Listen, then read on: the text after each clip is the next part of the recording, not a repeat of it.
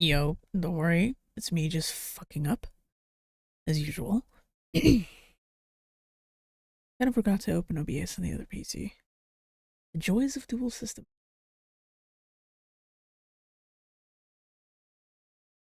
Let's do this. Sorry about that. Oh.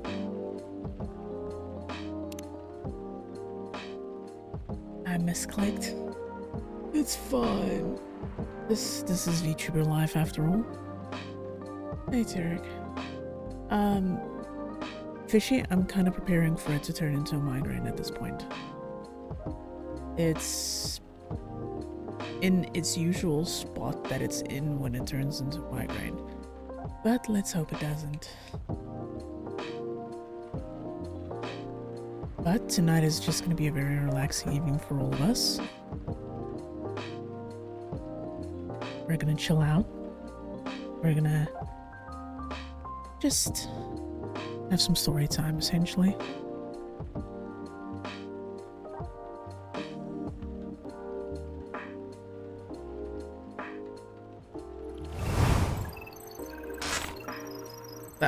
It's honestly, it's fine. I'm kind of used to it, Fishy, so it's a pain, but it is what it is. It is what it is.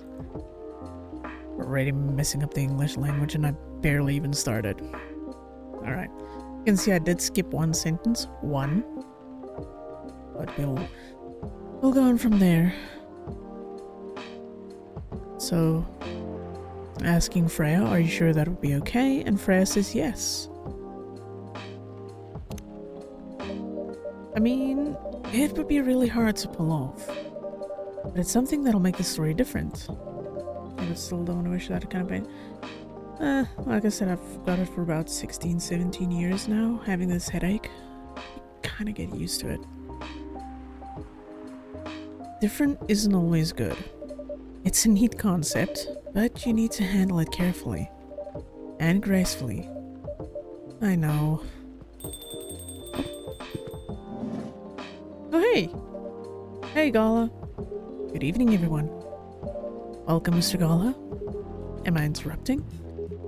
It looked like you were having an intense discussion. It's nothing. Artemis was just giving me feedback. It's for the book I'm writing. Sounds like a heavy discussion. What are you up to tonight? I'm just planning to sit and relax. Please don't let my presence interrupt you. Oh, don't worry about it. Although I need to interrupt Artemis for a moment. Sure, how can I help you? Can I have a cup of... You remember my remedy? Of course. You want to give it a try again? My last order might have been the right drink. But let's give it a try again. Just to be sure. Okay? Remember, it has tea and ginger. I think it was tea, ginger, and milk. Tea, milk, ginger. Ooh.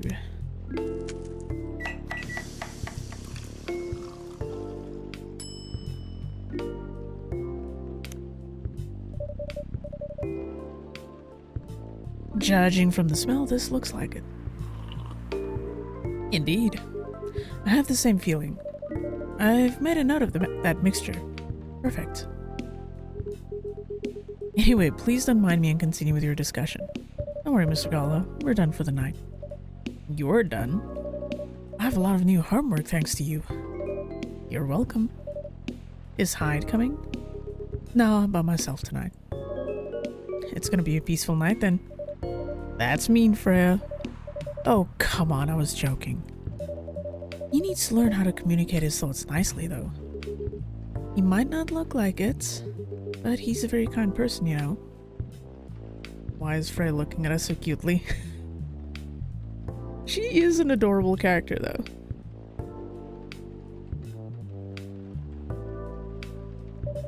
He doesn't show it, that's for sure.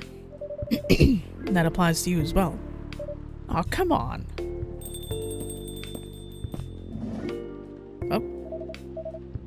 Good evening, everyone. Welcome, Mr. Baileys. Hey, how are you doing, Freya?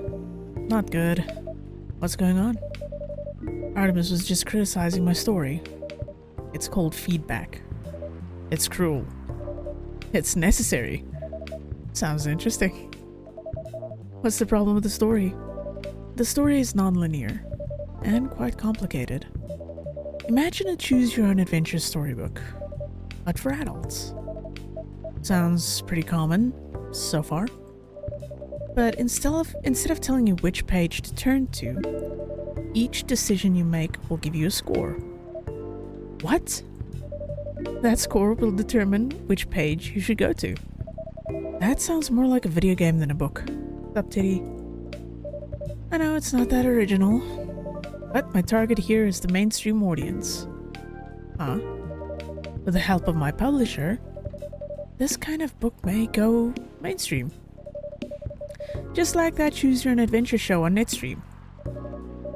What are video games if not interactive books? I feel like it's kind of a little bit of a mixture there, Tarek. Like, you have some that you can say are an interactive book, literally visual novels. Then you get some of them that are kind of more like an interactive movie. Like something, for instance, on the scale of God of War, Mass Effect, and so on.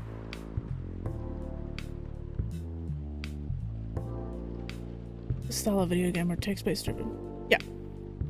I feel like, yeah, the visual novels are your interactive books because essentially you're technically just sitting and reading. It's very rare that you actually give your own input, or your input drives it just into a different, like, corner of the story, but it's not...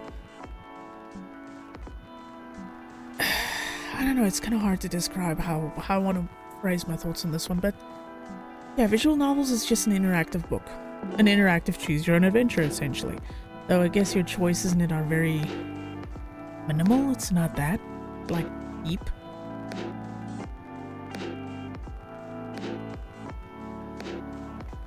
It was nothing new, but because of the marketing and the names involved, it reached the mainstream market.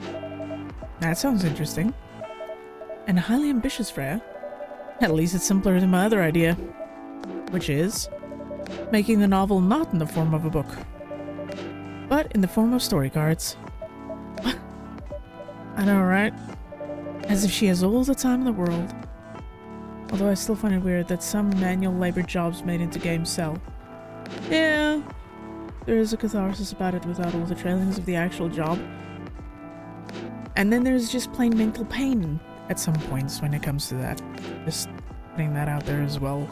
Because, God, there are some job type games that are just... They make you question your life and everything about your decisions. I'm just taking headache stuff because my headache is starting to just be a little fucker. I think oh god, the one that's most popular at this point I think is Supermarket Simulator. They now have one that's free to play that's multiplayer that's called Supermarket Together. Like, I want to work as a super... Exactly.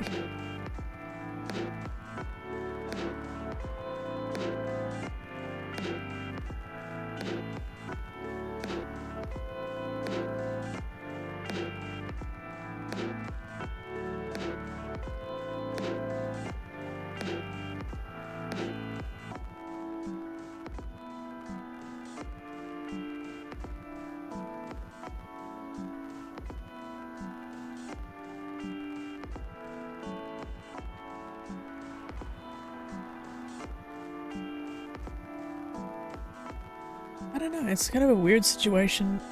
I remember there was a massive craze as well when the Euro Truck and American Truck Simulator first came out. There was a massive craze about those as well in the beginning.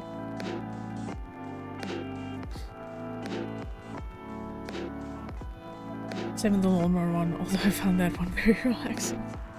See, I guess some people play it for various kinds of reasons, like it just tickles a part of the brain. From some too, to the point to put in a competitive... bit at farming. Well, that's the thing. And that's before even considering the sensitive issue of setting the store in a world where only humans exist. What did you say? No, there's a reason why it has to be that way. Time to make a game where Teddy has to stock one.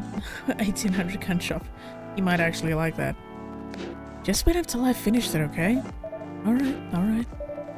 As Arma said though, I won't have the time. Getting a normal pitch approved is already a steep climb. Let's not make the mountain even higher. Fair enough. What's the story all about, by the way? You'll have to wait for it. Sounds like Medieval Dynasty, but more modern. Don't want to spoil the fun. If you say so. Anyway, I haven't ordered anything. What do you want to drink tonight? Ginger latte if you know how to make it. Yeah, don't mind me, I got a cheat sheet. Because my brain is not willing to figure out recipes.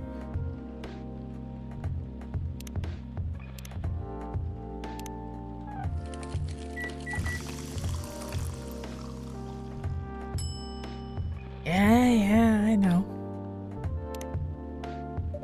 Here you go. Thanks. I have played this before, Teddy, and I did it without the little sheets, but this time I'm kind of curious to see the reactions of if you give them the right one. Damn, this is good. With this kind of drink-making skill? I wonder why your place isn't any bigger. Reminds me of using GameFAQs growing up. Yeah.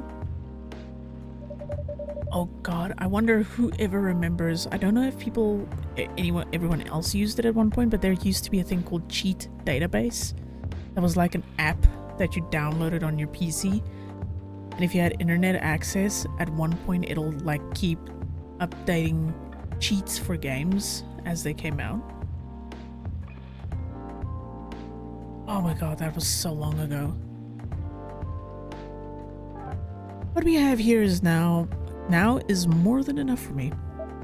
Why are you laughing at me? Whatever floats your boat, I guess. By the way, how are you doing, Bailey's? Still busy with your last climb? Oh, I'm done with her. Done? As in you're dropping the project?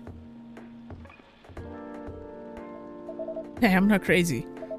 I still need the money. Done as in I finished the job.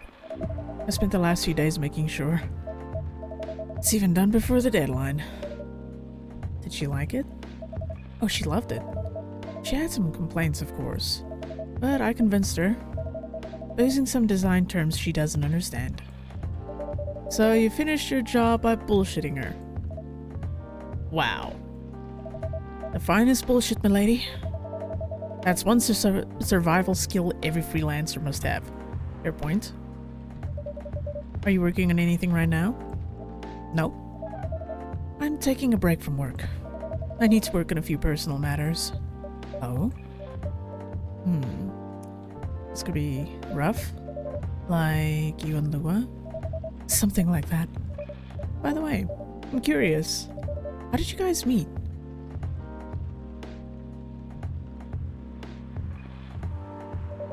If you don't mind me asking. I don't mind. It's just that I was young and stupid, you know? Oh, come on. Who hasn't been there? You're right. So, I was a bit of a player back in college. Ooh, spicy. And I was going after my then best friend's girlfriend's friend. Jesus. Wait, what? Okay, I'll say it slowly. I used to have a best friend. He was an incubus. Okay. Let's call him Cognac. Cognac has a girlfriend. Still following? And that girl has a friend. The friend is the one I'm after. Ooh, okay. Got it. She was one of the hottest girls there. But everyone knew she wasn't the type of girl you'd want to date. Why? I don't want to get in details. This succubus was super hot. Oh, it is Lua. And all the guys wanted to sleep with her. She was a player too. Huh? That doesn't sound like Lua at all. Because it wasn't Lua, genius. Really? God, I don't remember this part at all. Jesus, am I that bad?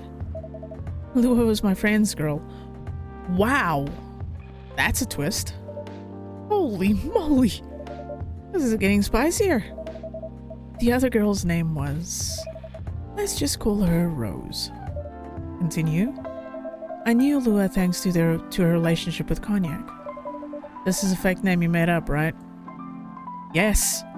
Now, will you let me continue without interruptions? Okay. So I asked Lua a lot of things about Rose. She knew what I was after. It annoyed her so much. But I kept on bothering her. I mean, I was a pretty active guy back then. So Lua came over to visit us at one point. I lived with Cognac back in college. I had been out and I get back just as Lua arrived. Total coincidence. We went into our place together and witnessed something surprising. Oh no. What? Cognac was sleeping with Rose. Holy mother of moly! I saw the look on Lua's face. The disbelief, anger, sadness. And without even thinking about it, I punched Cognac in the face. You what? I got into a fight with him. Oh, I haven't told you. Cognac was a Brazilian jiu-jitsu tutor for kids. He's pretty good. Oh my. Yeah, I landed that one punch, and he beat me to a pulp. Easily. Lua begged me to stop fighting on her behalf. More like she begged Cognac. Hey, I wasn't kidding. I lost, but I didn't give up so easily. I was beaten pretty bad. So Lua took care of my injuries. We grew closer after that. And I don't even remember the exact dates, but suddenly that friendship turned into a relationship. That was one hell of a story. No. Have you seen her by any chance? Yeah. Lua came by a few days ago. How was she doing? She hasn't returned any of my calls or texts. Well, she's healthy, that's for sure. She got into an argument though. With whom? There was this male model. A model? I didn't think she was the type of girl to go out with a model.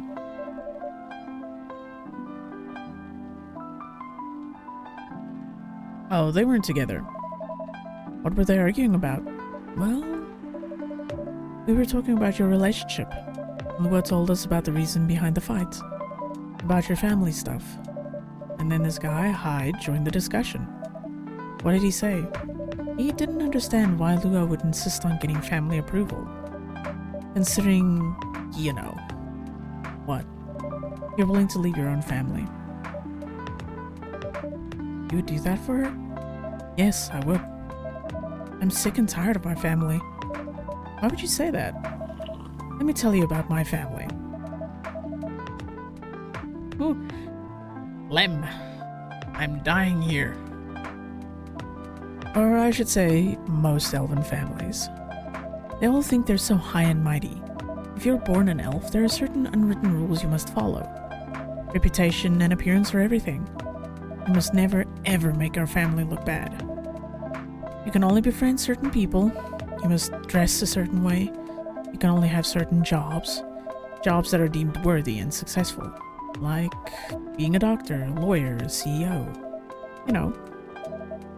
Ever since I was a kid, I've always wanted to be an artist. I love drawing and creating art. However, becoming an artist is not something elves would deem suitable. Unless you become the next Da Vinci. I like this version. This is a nice song version. Claire de Lune? I'm not sure. Sounds like it. Just be mixing up names. So, when I switched from a business major to an art major, my parents went crazy. Screamed like they were on fire. They told me that I'd never be rich or successful. All that because you chose an art degree? You wanna know the worst part? They blamed Lua. What do you mean? They blamed her for my decision to pursue my passion for art.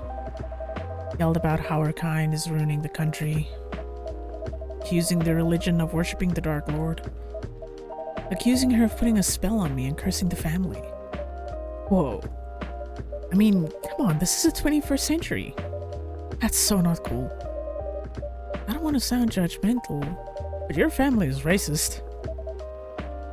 Hey, creature, you're joining us for a very calm and relaxing day of me basically just sitting here reading a game.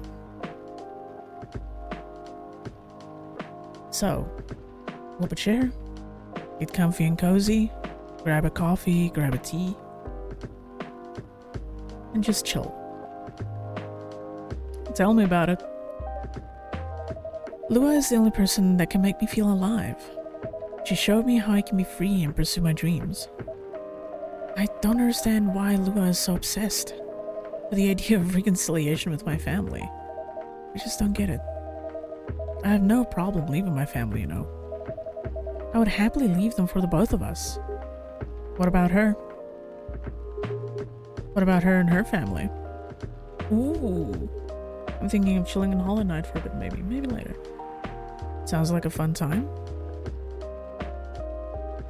As long as you have a good one. You may be happy to leave your family. However, it may not be the same for her. Gala, do you have something to say? Oh, wow, already the bots are hopping in. Yeah, Ogre is a little bit late. Damn. 2 in 1 go.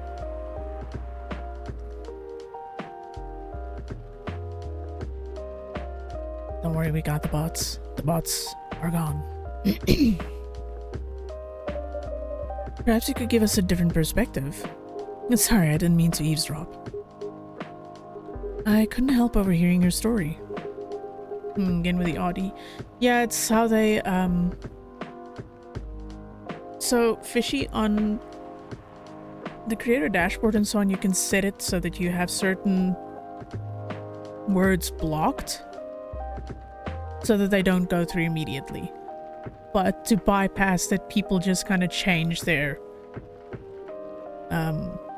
like certain letters or shorten a word or change the spelling to kind of get through that filter. That's why they do it.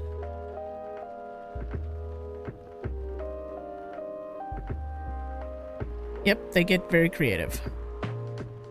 I assumed that the person you're talking about is not an elf, correct?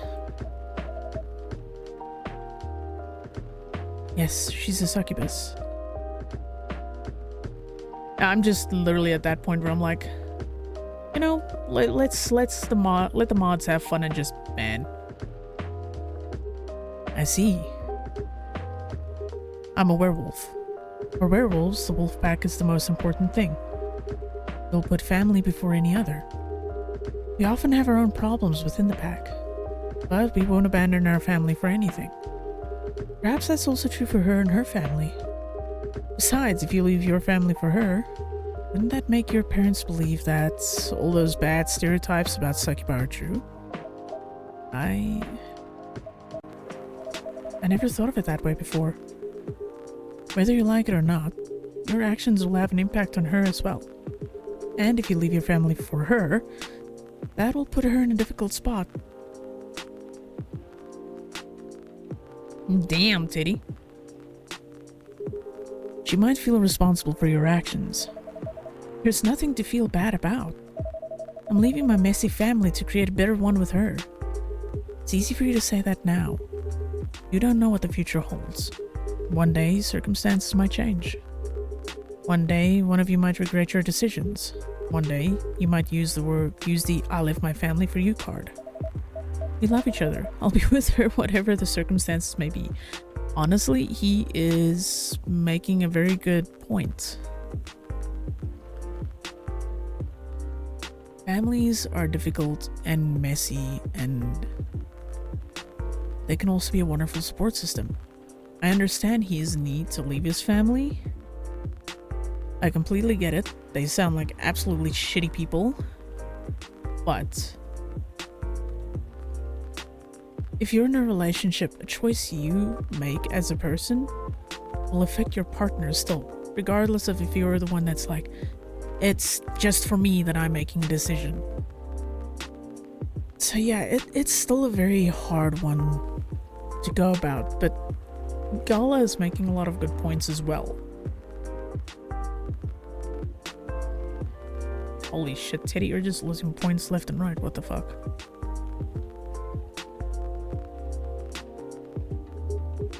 You know, love is like a flame.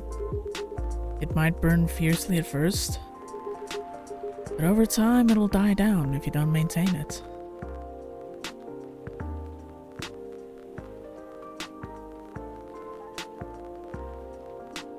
Wait, did you lose or did you get your points because it didn't go through? You guys are gambling the poor thing to death.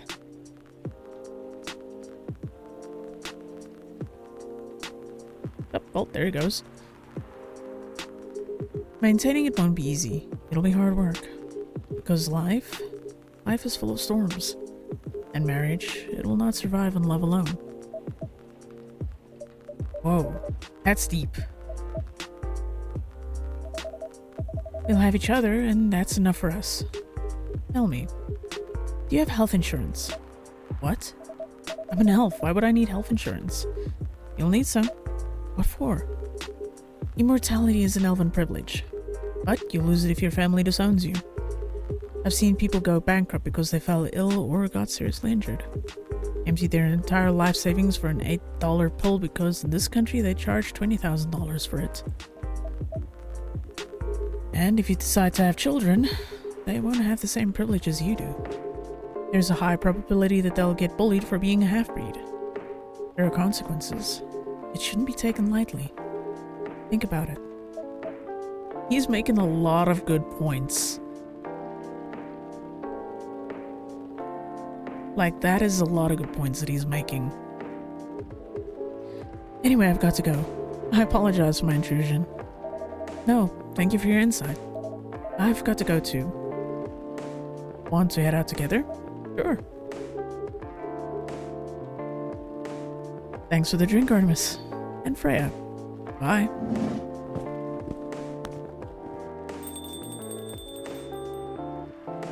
Yeah, he makes a lot of good points.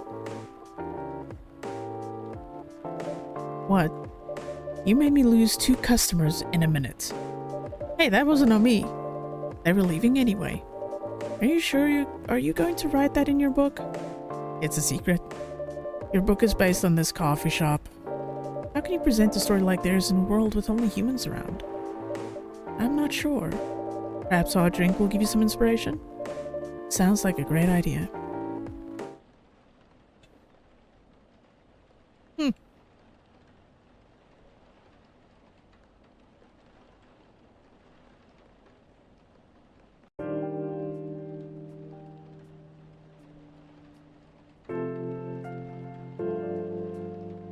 Tuesday, September 29th, 2020. We're moving on.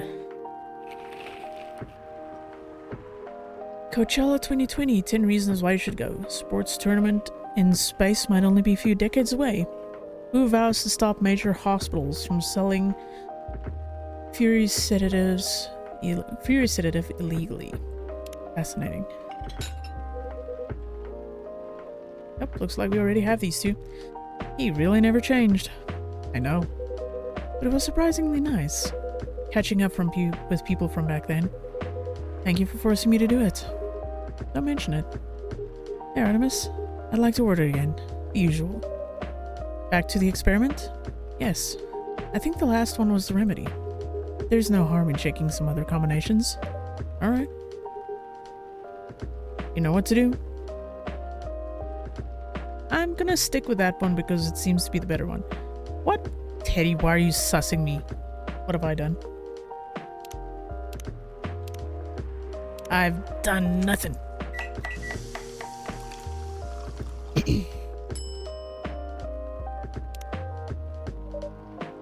Try this. Thank you. Yeah, my voice is roasted. It's every few seconds like cracking because there's a lot of phlegm in the back of my throat. So it's just cracking every few seconds and it's terrible. Just what I needed. What about you, Mr. Hyde? Would you like to order anything else? I'm good for now. I couldn't help overhearing you both. Sounds like you two go way back. We do, I guess. He was my bodyguard. Oh? Didn't you meet here? Yeah, when this was a bar. What happened exactly? He was getting his ass kicked by a couple of dwarves.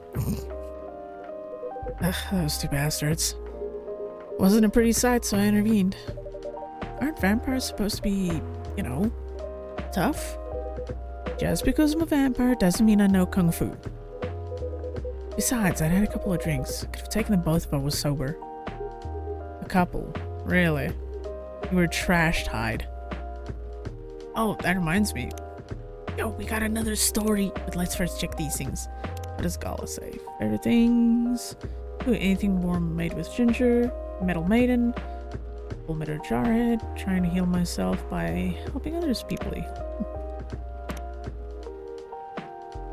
Gaming bloodlines. Experience life on gold or dime. Alright. I keep forgetting I need to push that cinder button. Alright, yeah. Alright, who's ready for the next very weird story?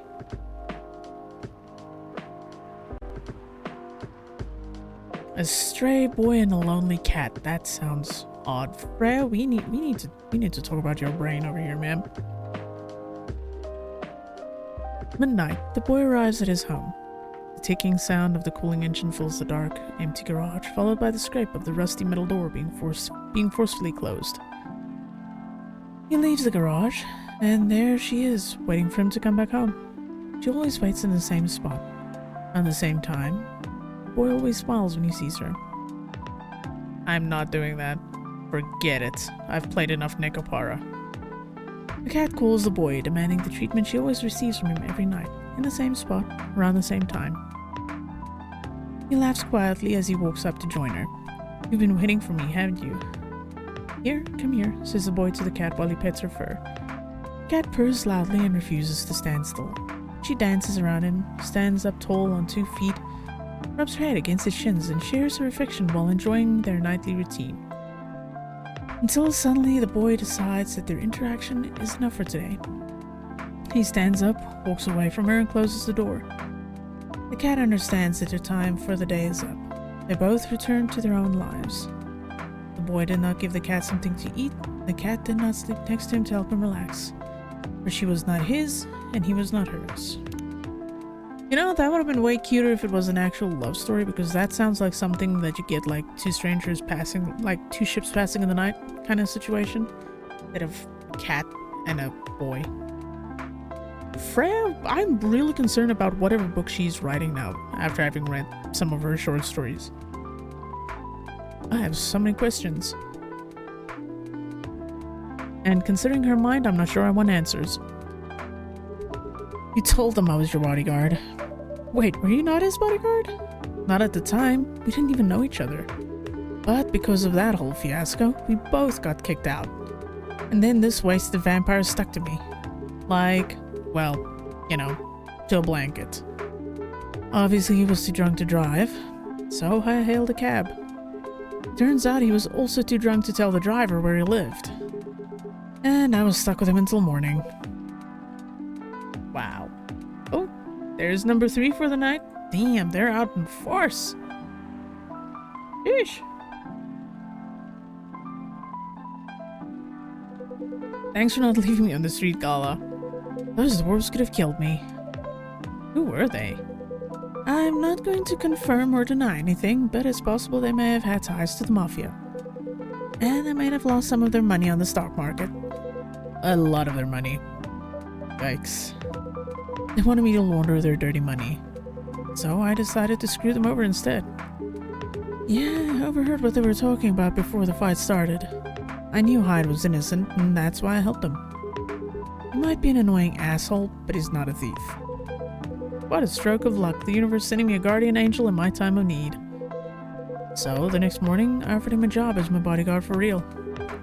After all the trouble he caused me the night before. Hey, I took you to breakfast. Don't tell me that counted for nothing. I have to say, it wasn't my proudest moment.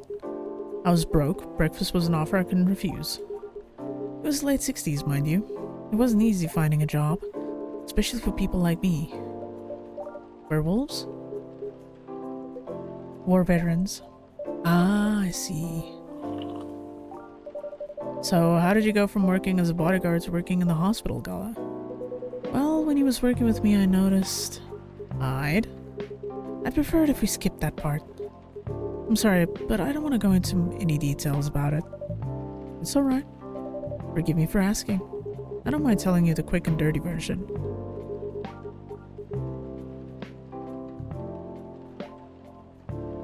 Long story short, he helped me with something. Let's just say something from my past. Thanks to that help, I found a new purpose in life, helping other people live. Of course, it's not easy for a veteran werewolf to become a nurse or doctor. That's why I chose hospital admin instead. So you could say I owe this guy my life.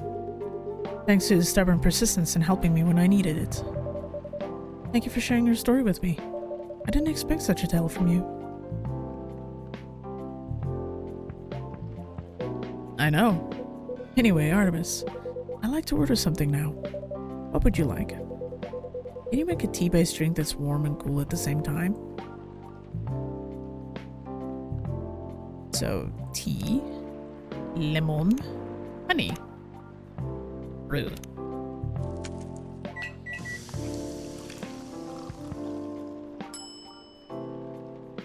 Oh, that actually looks pretty.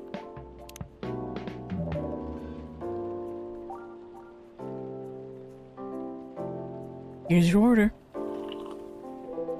Exactly what I wanted. By the way, it feels like this place is missing something today. Yeah, Freya. Yeah, I haven't seen her today. Oh, speak of the devil. Speak of the devil. Yep. Hello, good people. And one vampire. Wow. Oh, fantastic. It's good to see you too, Freya. By the way, we were just talking about you. Oh, really? What about me? I was just surprised that you weren't here. Is that how you pick up girls young enough to be your granddaughter? That won't work on me? Jesus.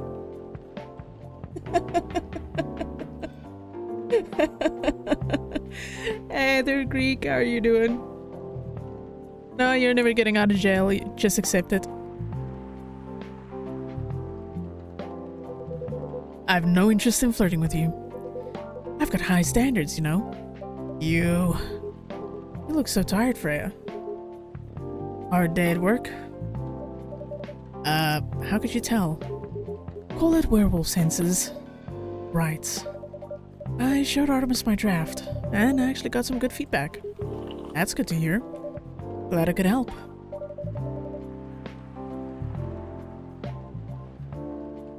Again, you're just in time for a calm, relaxing evening. So, pretty much me just reading to chat. That's something.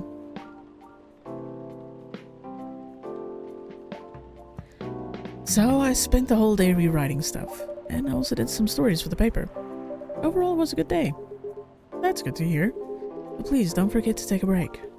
It's easy to get carried away by work when you're on a roll. Will do, sir. And speaking of hospitals, how's your hospital adminning life going? That's not even a word, Freya. Actually, I'm not even sure what you even do there. It's pretty boring to talk about. But mostly I handle operational stuff happening in the hospital. Things like how much a specialist costs and how much it affects our income. I also deal with patients and their families. They require intensive care, such as operations. I go through what we do and how much it would cost them. Kind of like BizDev for people's life then. You could say that. Damn, that sounds complicated and hard. That's why I'm suited for my job. Someone who gets very emotionally attached to patients would find this job pretty tough. Whereas heartless people like my friend here only see it from a business perspective. Point. Wow, just taking pot shots at Hyde. Man is just getting it from left and right.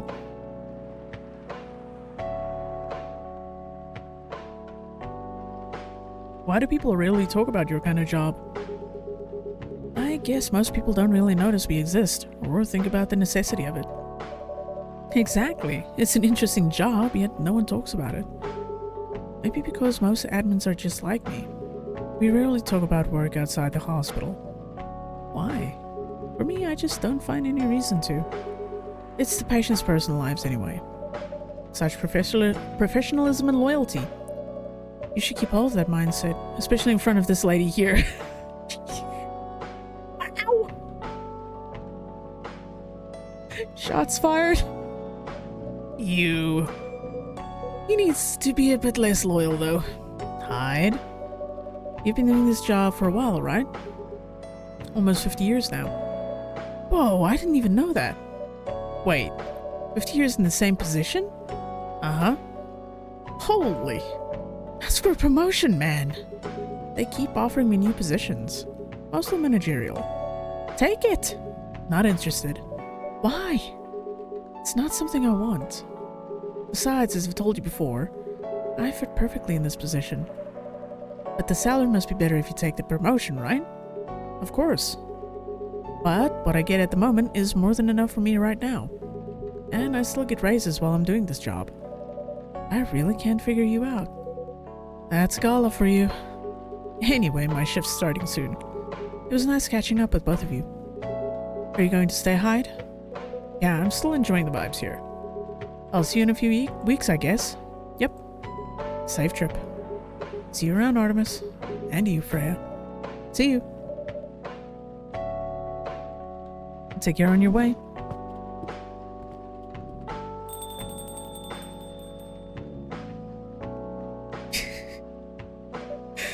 Oh, the sass. You know, it's kind of hard to believe. Someone like Allah could be your best friend. We were just talking about that before you arrived. Oh, really? Man, I missed an interesting story. So how did you guys meet? Seriously, I have to retell the story?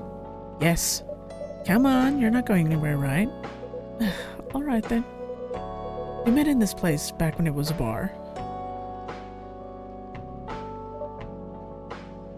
Whoa. I never knew Gala used to be in the army. I mean, he's got the bull to be on the front line. Still though, why did he make the jump from, how should I say this? A very physical job to medic? Well, he's not comfortable talking about it right now. But you know why, right? Are you trying to squeeze the story from me? Obviously. He doesn't want to talk about it. That's him, not you. Oh, come on, Freya. Drop it. Seriously, Freya? Come on. I won't get into details, but going to war, it messes with your head. Oh. You see why Gala doesn't want to talk about it, huh? I don't get it, but it must be difficult. Especially back then. The only thing he was confident in was his strength. So he only did work that relied on his muscle. That wouldn't help him get over his trauma though, right? Of course not. But it was the only thing he could do. Or at least it's the only thing he thought he could do. But you hired him for his muscle. Hey, I didn't know about all that at the time. Besides, he's good at being a bodyguard. And we weren't that close yet. So no personal feelings. I needed his strength, but then I got to be interested in him. Interested? Oh.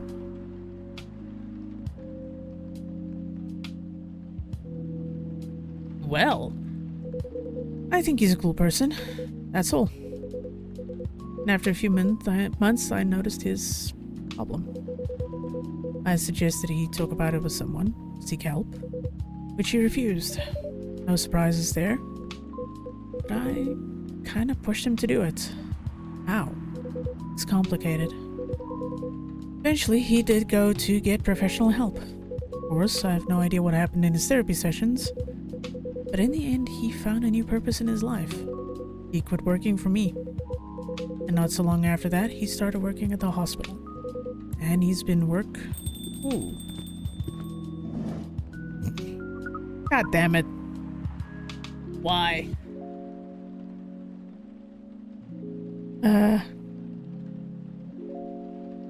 Good evening, everyone. Oh boy. Good evening. It's nice to see you again. We're also glad to see you, barista. By the way, I didn't catch your name the last time you visited. You have a name? Name? We sure have. On Earth, please call us Neil. Neil. Yes, Neil. Is that your real name? Oh, of course not. Due to the nature of our communication, we do not really need trivial things like names to interact. But from what we have learned here, it seems like the name Neil has a lot of associations with Earthlings' efforts in intergalactic exploration. Ah, I get what you mean. God damn, my words are just tripping today. The joys of headache, I guess. I believe we did not meet the last time we were here. I saw you from afar when you left the coffee shop a few days ago. So, hello, my name is Freya. You could say I'm a regular here. And you, sir? Hyde. You come here often? For someone who doesn't live in Seattle, yeah. Ooh, you are not from around here. Neither are we. Where do you come from? Far away. By far away, you mean a few thousand miles or more? More. Much more. More to the point that your strange calculation system means nothing. That sounds far away indeed. What are you doing in Seattle? And do all your kind dress like this? Oh, this? We chose this appearance based on an image we saw when we first arrived. Image? Ah, the Arami Chenju album cover. What the hell? No wonder you look familiar. As for what we're doing, this place is really the perfect spot to practice our communication skills with Earthlings. But before that, please let us order something from the barista. What do you want to drink tonight? The usual. That is how you say it, yes? Yes. So, anything. Yes, we won't be able to taste the difference anyway. You really can't taste anything? Yes. What if I can brew a drink that can make you feel something? Interesting premise. But we doubt you'll be able to do that. Challenge accepted. Be surprises.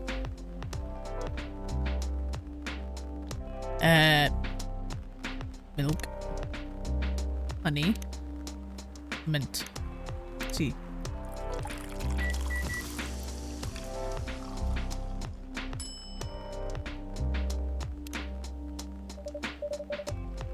Let's see, I hope I got this right. Thank you. What the? Interesting. Before you ask, yes, that's how they drink. So coffee with mint. No, it's literally just sweetened milk with mint. This?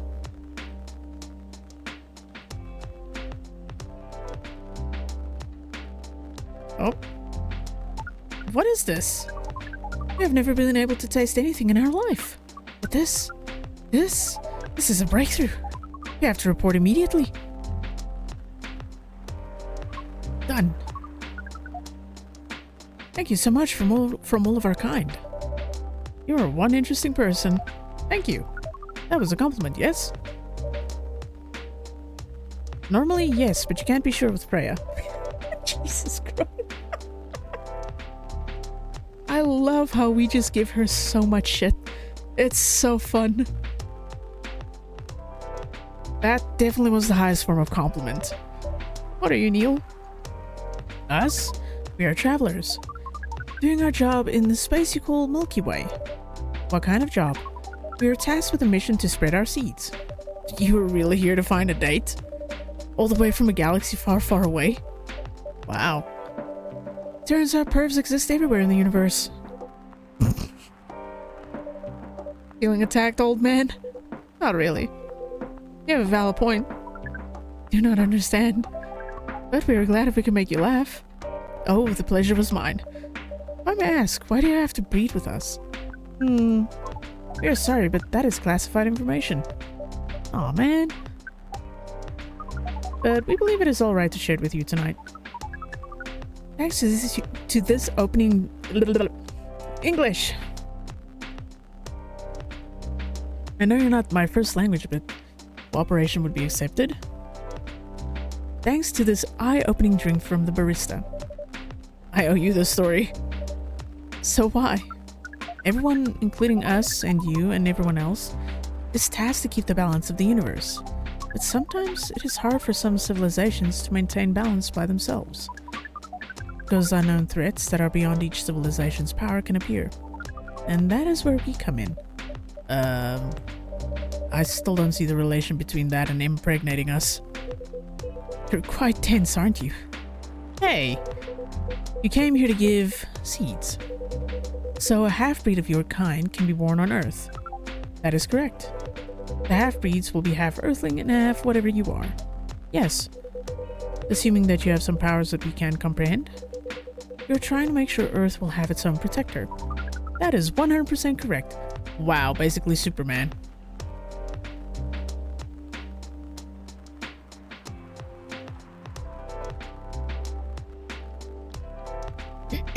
Ooh, the phlegm.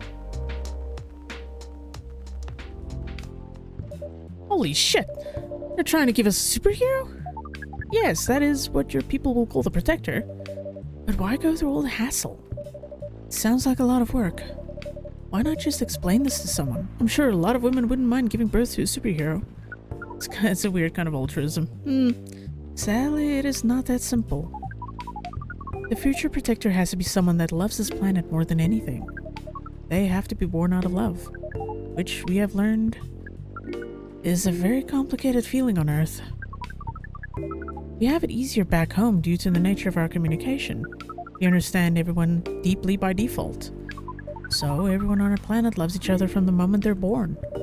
That sounds beautiful. And creepy. Why? Sounds like your planet is a giant spherical orgy. That was a badly chosen word. But it is roughly similar to the truth. Oh my.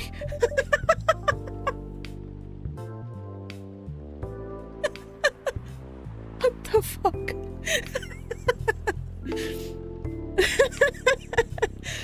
If what you say is true, shouldn't we help them get laid with love? Guidance is all we need. Oh, these aren't ashamed to spread love, I guess. No shit. Otherwise, we might be responsible for the birth of a super evil person instead. Well, how's the mission going so far? My goodness. This is not how I expected this to go. Well, again, having played this a long-ass time ago, I don't remember all the details. I remember the first few days perfectly, but the last half, not so much. We cannot say it is going well. I'm not surprised. With how quirky and unique you are, not many women can handle that. Could you handle them, though? Me? I don't know, what do you think? You're a pretty adventurous girl. I wouldn't be surprised if you decided to go on a date. Or maybe go further. If it got you a good story. Wow. Oh, you're not offended by that? Not in the slightest. You're wrong, though. I'd go on a date with him, but I don't like to sleep around. Really? To be honest, I didn't expect that. Yeah, I get that a lot. People often mistake me for someone who gets around a lot. Excuse me, miss. From what we gather, does it mean you're willing to breed with us in exchange for our stories? Wow, no wonder your mission isn't going well. I don't mind going out with you for a drink or dinner, in exchange for stories, but I'll only sleep with someone if I'm serious about them. But our mission is serious. It's not that. You either have to be my boyfriend or husband if you want to sleep with me. I've heard of those terms before. Let us check them once again.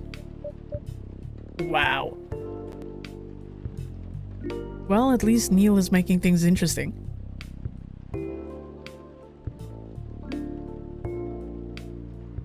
Learning and making it fascinating. This is very strange. According to what we found, many Earthlings mate with one person exclusively for their entire lives? Yes, that's called commitment. Such a strange concept. And why, with such rules, do you still face overpopulation problems? Now that you mention it, yeah, he's learning at a very strange pace. We don't have enough control over ourselves.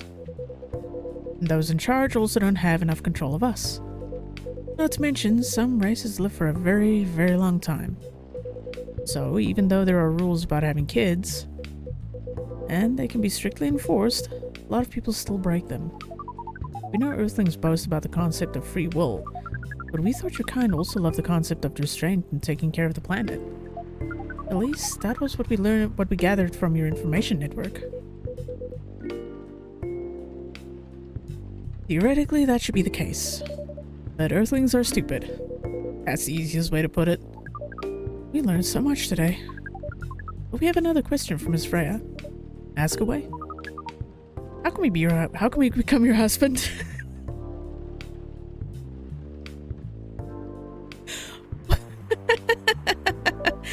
First of all, I would suggest going step by step. Most of the time, you start by dating boyfriends or girlfriends, you know? Before you talk about marriage. Oh, okay. So, how can we become your boyfriend? You could start by asking her whether she's actually single. Understood? So, Miss Freya, are you single? Yes, I'm single. You want to be our girlfriend? Now, the path to starting to date varies between people.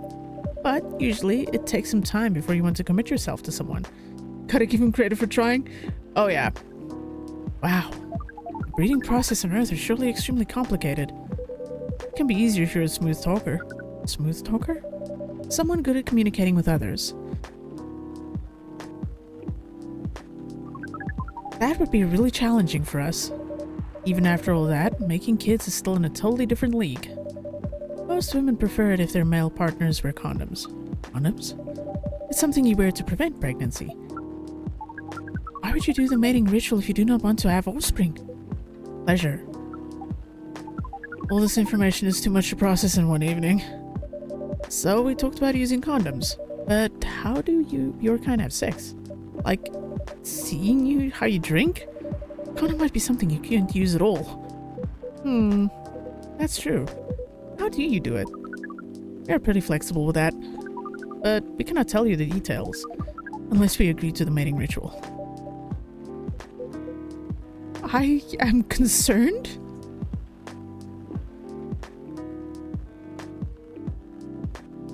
Like extreme levels of concern? I don't want to imagine how it's done. Oh, you do not need to worry.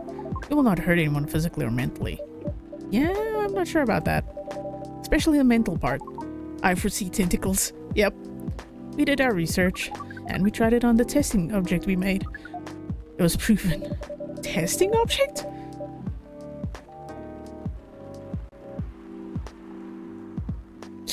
Okay, the mental capacity of Earthlings is far more complicated than anything else on Earth, sir.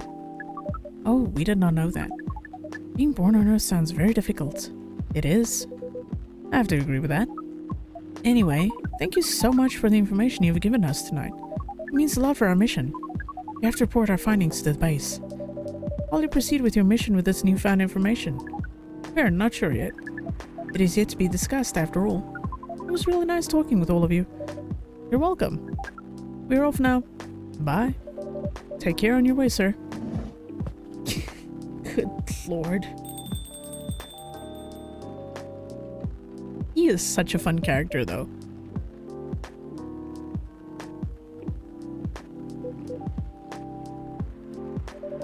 That was really something. Indeed. You said the first time they came here was for a date, right? Yeah, but their date never came. And then they mistook Miss Myrtle for their date. The game developer orc? Wow, I dread to think how that went. It was pretty awkward. But you can't be angry at such naivety. I guess now. By the way, has that young woman been back since I spoke with her last time? I mean, Miss Lua? Yeah, her. Yeah, very golden retriever vibes. Oh, showing some concern now, are you? I'm just curious. No, I haven't seen her since then. But her boyfriend did come a few days ago. And Frey was being pretty nosy, to the point that Mr. Gala joined the discussion. My. You really have a knack for starting trouble. Sadly, I have to agree with that. Wow, she's not even defending herself. It's not easy to make Gala join a random conversation, unless it really piques his interest. Or it annoys him. I don't know how to react to that. Well, I need to catch a flight to Seoul tomorrow. So I'm off for the day. Oh, you're leaving Seattle so soon? It's only for a week or so. I'll be back here sooner than you know. Oh, well, it'll be a peaceful week then. Anyway, I need to get going as well. Thank you for letting me stay without ordering anything. I didn't even notice that. You really don't care about business. She didn't order anything, but she did attract people to the coffee shop. Ah, that's one way to put it. Anyway, Fred, you want to share a cab? Thanks, but I'm riding my bike. Alright then, see you around. Take care on your way, folks. Good lord.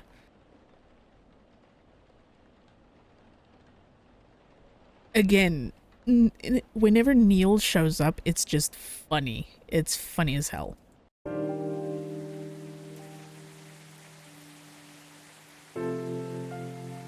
Wow. Yep, wow indeed. Wednesday, September 30th, 2020.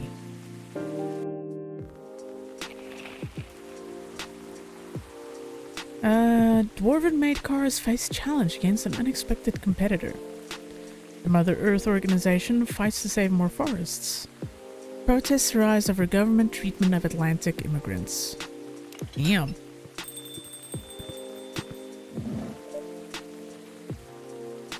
Welcome. Aw. This is an obvious Men in Black reference.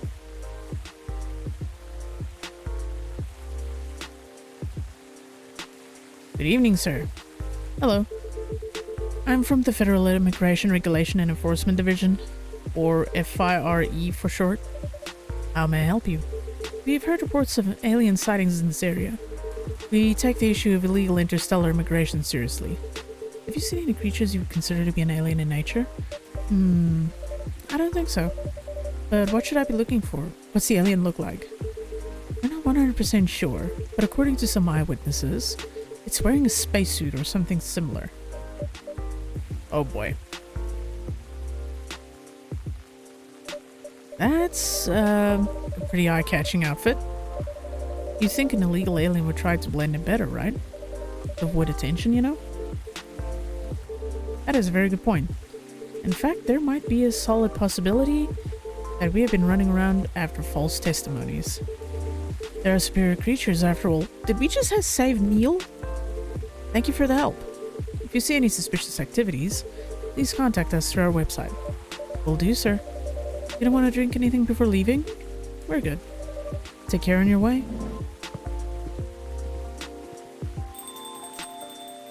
Yeah, so somehow we just saved Neil? Phew! You really need to be more careful, Neil. Huh? Oh no, the squishies. Good evening, Artemis. Yo. Hello, Miss Aqua, Miss Myrtle. Have you both been somewhere together? We planned to meet here. It's just coincidence we arrived at the same time. Sup, Katsu? How are you doing? It's been a while since I've seen you. I hope you're doing okay.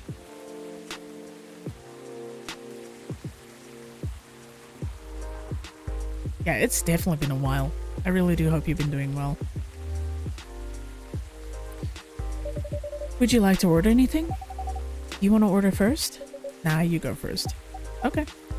Yeah, you're joining us on a pretty relaxed day today, Katsu. It's just basically me reading. People seem to enjoy it, so why not? I've been streaming COD? Hell yeah! I hope you've been enjoying it.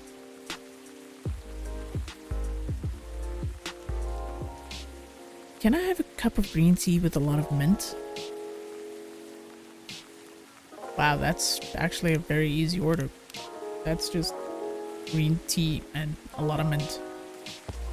I'm almost affiliate? Oh, that's awesome. I'm glad to hear that. I'm really glad.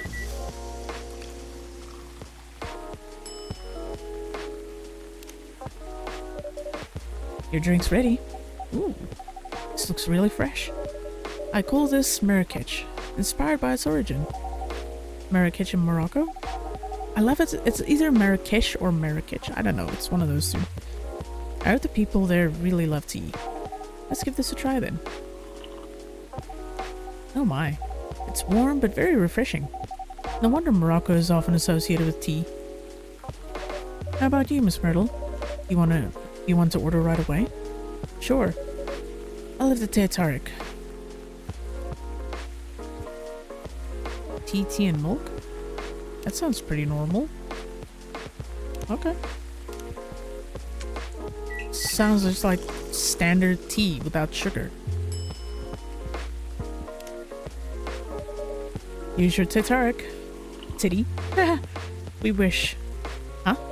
Is there anything wrong? No. It's better than I thought it would be, actually. The taste is actually authentic. Just like the Titaric you get in the Southeast Asia. Thank you for the compliment. Where did you learn to make it? I traveled around Southeast Asia a few years ago. See, this is a line that I didn't get before because I didn't know how to make it. So you learned about it in Malaysia? Yes, and from videos on the internet. So, how are things going in the office? As usual, hiring. But thanks to you and your team, we've made some good progress with the problem we've been stuck on for a while. I'm glad I could be of help. The same. Seems it ended with a case, huh?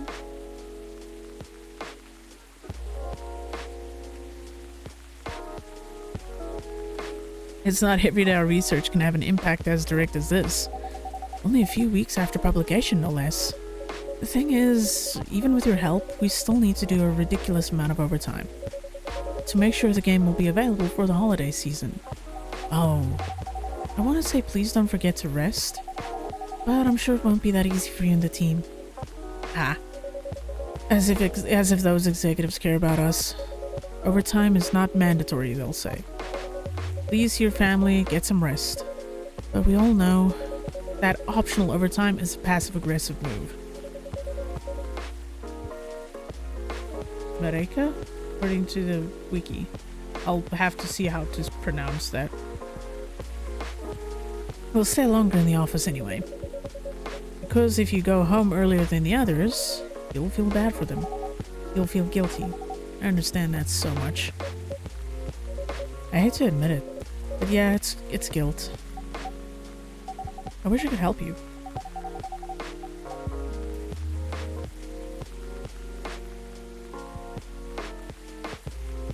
Or at least say something to boost your morale. Sadly, I'm not the right person to give you advice about that. For guilt is something that also bothers me a lot. Even for things I shouldn't feel guilty about. You know what makes it worse? I know the state of the industry, but it still saddens me to realize that my favorite series was born out of such sacrifice. I'm sorry I ruined the mood for everyone. Don't worry about it, Aqua. I'm not that bad off, you know. At least the company gives us decent compensation. Healthcare, bonuses, and so on. And we're already used to this. So don't worry about me, okay? Getting used to unhealthy working conditions shouldn't be a norm. Hey, cheer up. Remember, your research helped us out a lot. Thanks to you, the rest of the development is going to be much easier. How's your game doing, by the way? Actually, I have some good news about it. What is it? The game got approved to be showcased at Max West this year. That's really good news. Max West, oh my goodness.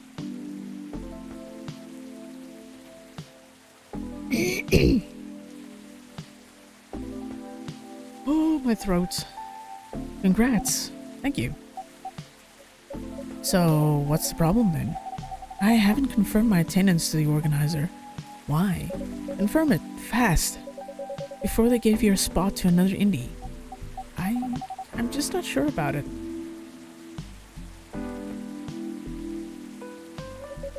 What's stopping you? Cost? And the booth is free for indies. That's good then, and the event's even in Seattle. You don't need to spend anything on travel or accommodation. It's a golden ticket, but I'm not that confident. You passed the selection process, right? Oh yeah, that reminds me, I actually still have the story to read. Hold on. Loving in Silence. Ooh, this is a long one.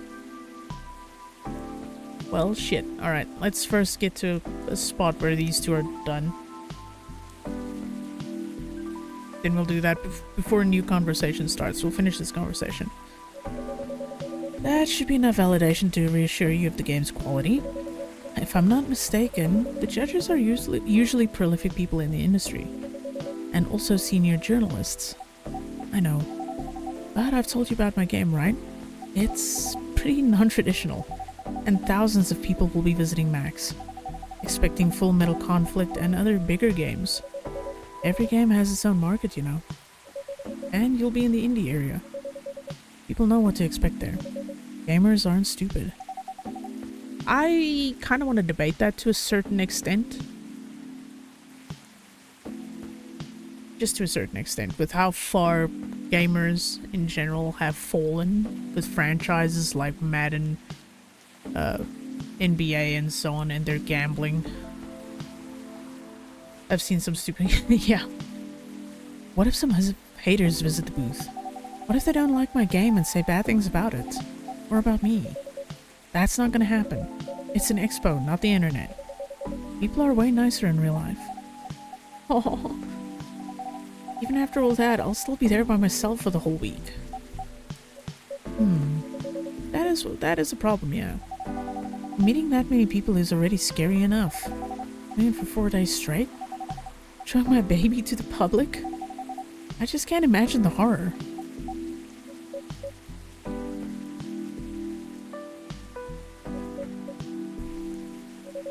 You know what? Huh? So far, my schedule is pretty empty around then. If things stay this way until Max, I'll come with you. Oh. No, you don't have to do that. Even if you're free then. You shouldn't waste your time on me. Relax or something. Nah, it's no bother. I'll be going to the event anyway. Might as well come with an exhibitor badge. What about your company's booth? Don't worry about it. There are hundreds of us. I can just ask my lead to skip this year. But,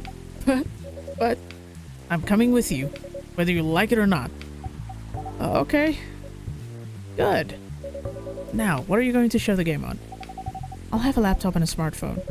Is the expo build ready? Build ready? You're not planning to showcase the full version, right? That's the plan. Don't. I can give you the guidelines on what to have for the expo build. You have the game with you now? It's on my phone. I can send you the build now if you want. Do so. Okay.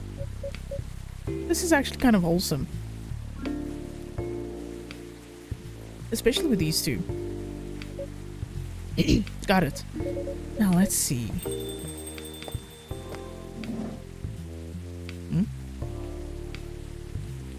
Oh, she's back.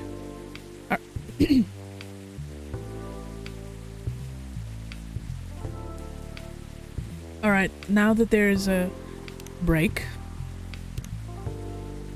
Loving in silence. It was a Saturday night. As usual, I picked her up from her apartment for another Saturday night date. I used the word another, but to be honest, this was the first actual Saturday night we'd done since... I don't even know when. It was... It wasn't every weekend a cool event related to our hobby happened. So we, or I suppose I should say, weren't going to miss this chance for a cozy evening in her apartment.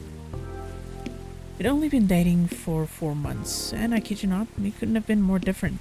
I'm the type of person who feels restless if I don't go out on the weekend, while she'll prefer to lock her apartment from the inside, flush the key down the toilet, and never leave again. Wow. That's why me going out to her apartment on the weekend was the fairest option for both of us. I mean, we can just order food online and chill without having to worry about traffic. Ain't that it? Ain't that cool? Jeez, my voice low.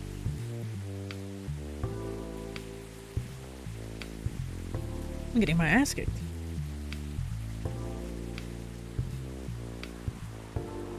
That's what she said whenever I asked if she wanted to eat out somewhere. That happened a lot in our first month together. After that, I just tried to get used to it. We drove to the event. It wasn't that far, but traffic's always ridiculous on the weekend. Throughout the drive, we barely spoke. Total silence except for the music playing from my playlist. If she knew the song, she would sing along to the song. If not, then total silence it was. When we arrived at the event, she changed. She became the most outgoing, friendly, and talkative person around. Even I was nothing compared to her, and I usually consider myself a very talkative person. We said hi to everyone we knew, and some we didn't. Then we tried all the games being showcased there. We sat next to each other, trying one game after another, commenting on the story, art, music, gameplay, atmosphere, any other aspects you might use to judge a game. But when we played, we just played. No talking during the playthrough. Total silence, as if she were recharging spent energy from all of the interacting she'd done before. Back in her apartment, we didn't talk much. She made 2 cups of green tea latte for both of us, and then we watched Netflix together with only a few words traded. "Don't you feel bothered dating me?" she asked. "Really? This again?" "I know. I'm sorry to bring this up again. But you were so silent today, I thought you were mad at me." "Honey, I'm not mad at you. Why would I be? I don't know. It's just that I'm super introverted, you're super extroverted, and there are times when I feel like I'm holding you back from your true self. You're just overthinking things, honey. Tonight was amazing, and I can't thank you enough for being willing to join me and sacrifice your stay-at-home relaxation time. We both know how much you love staying in, and how rarely you get the chance to do it. Why do you like me?" "You've asked this question a dozen times in the last 4 months, you know." I nudged her and smiled. I just wanted to make sure," she said and started crying. "Hey, don't be sad, it's okay. And to answer your question, I don't know why I like you." That answer again, because it's true. All I know is I feel comfortable around you. I just feel happy, calm, and I don't know, do I need to know? That sounds dangerous, liking something without knowing the reason. Oh, believe me, dear, I was confused for the longest time before I realized. It's actually the best feeling I've ever had. How about you? Why do you like me?" "Who said I liked you?" I was speechless for a moment. She grinned at me and giggled through the remains of her tears. "You should have seen your face. Oh my god, don't mess around with me like that. You almost gave me a heart attack." "Good, it means you weren't lying about your feelings," she smiled. "You even answered my question. It's a secret." "That's not fair, I told you mine." "I hate to break it to you, but don't know, it's not a proper answer, my dear. But it's an honest one." "I know." We stayed silent again. Oh, this is actually kind of cute so far.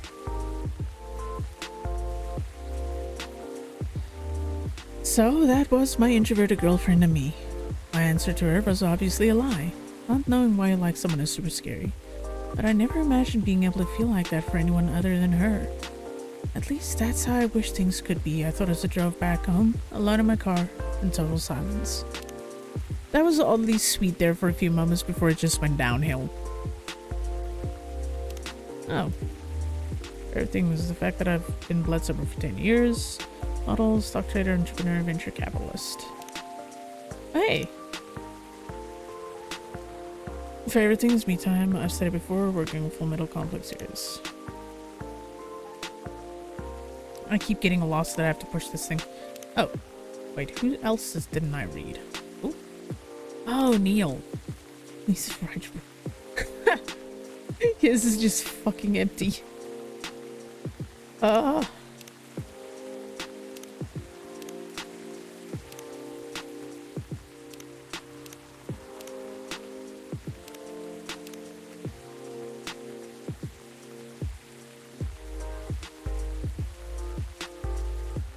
That was a kind of a cute story, though. Hello, Miss Rachel. Hi, Artemis. What's wrong? Huh? Nothing. I've just been practicing all day and I'm pretty tired. Are you having a concert soon? Don't tell anyone, it'll be announced tomorrow. But I'm going to perform at Coachella next week. They're still adding new performers? Yeah, you might say that those announced this late are backups. Oh. But it's still the biggest festival in the country. Yes, and I'm excited for it. I think I should celebrate with a special drink, something sweet. What do you want to order? A sweet hot chocolate.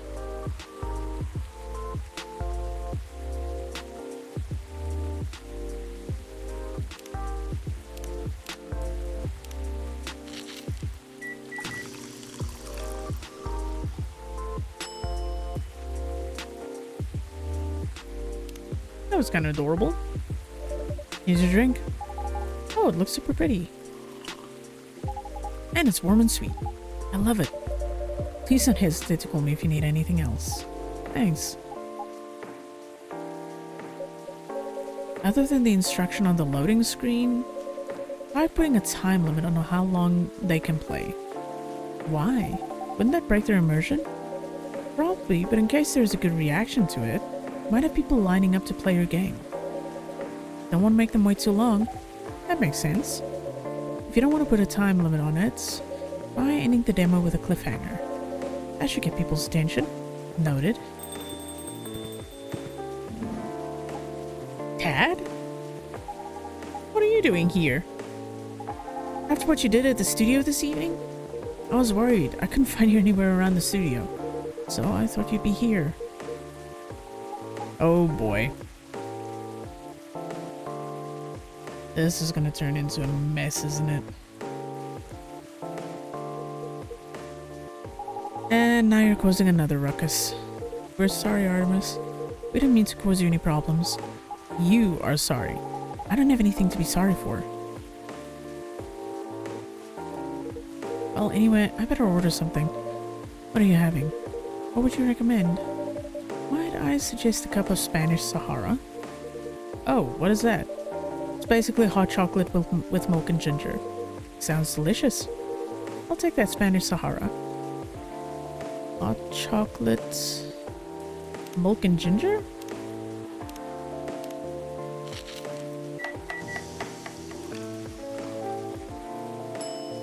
Yeah, there we go.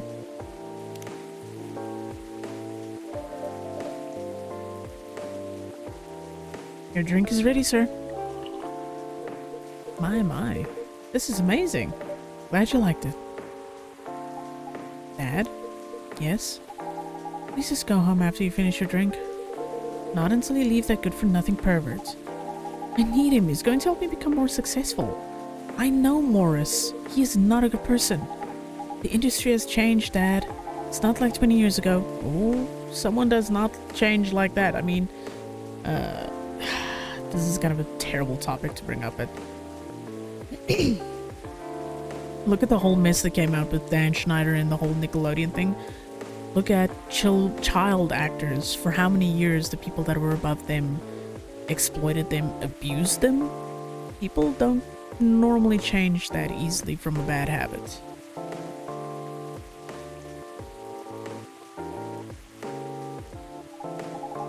Yep.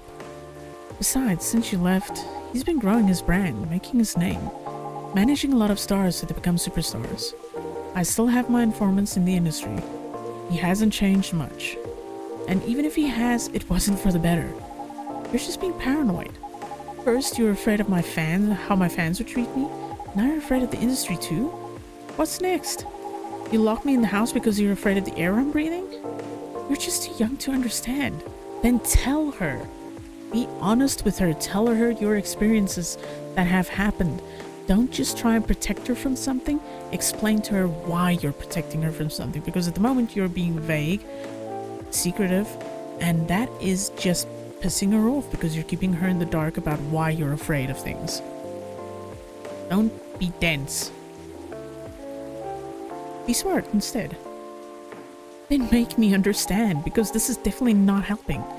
There are better ways. Didn't you learn anything from Mom? We were together for almost 15 years, but you learned nothing. Not even how to talk to your own daughter. Rachel, I'm sorry, but I'm trying, okay? Try harder, because right now, you're not helping anyone. Not me, not you, no one. I know, but give me a chance. You know what? It will take time for me to learn, but I am learning.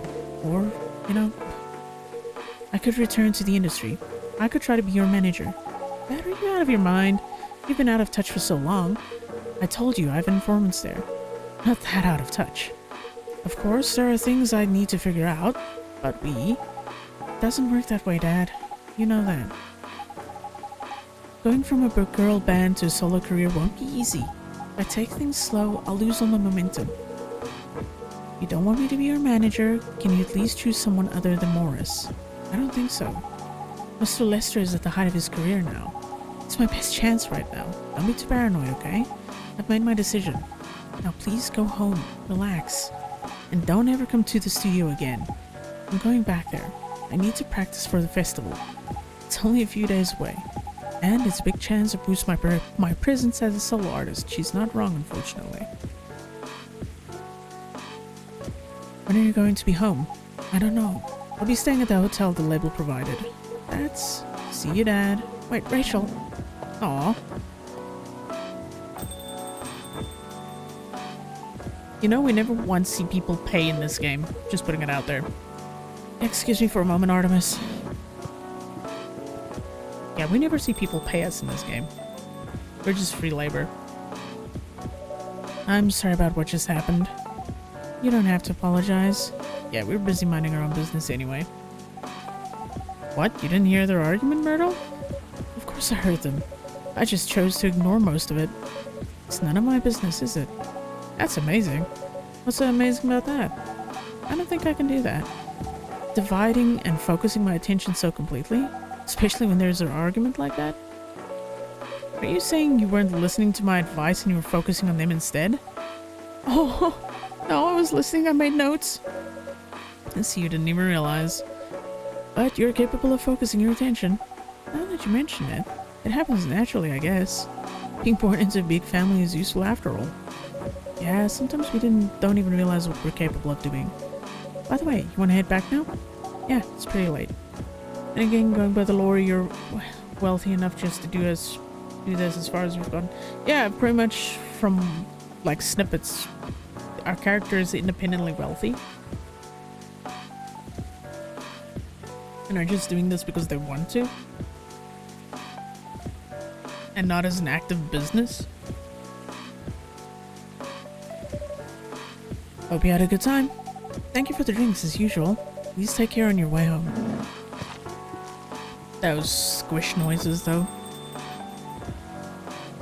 Kinda reminds me of that dude that played in HP that got an ice cream truck. You just hand out stuff.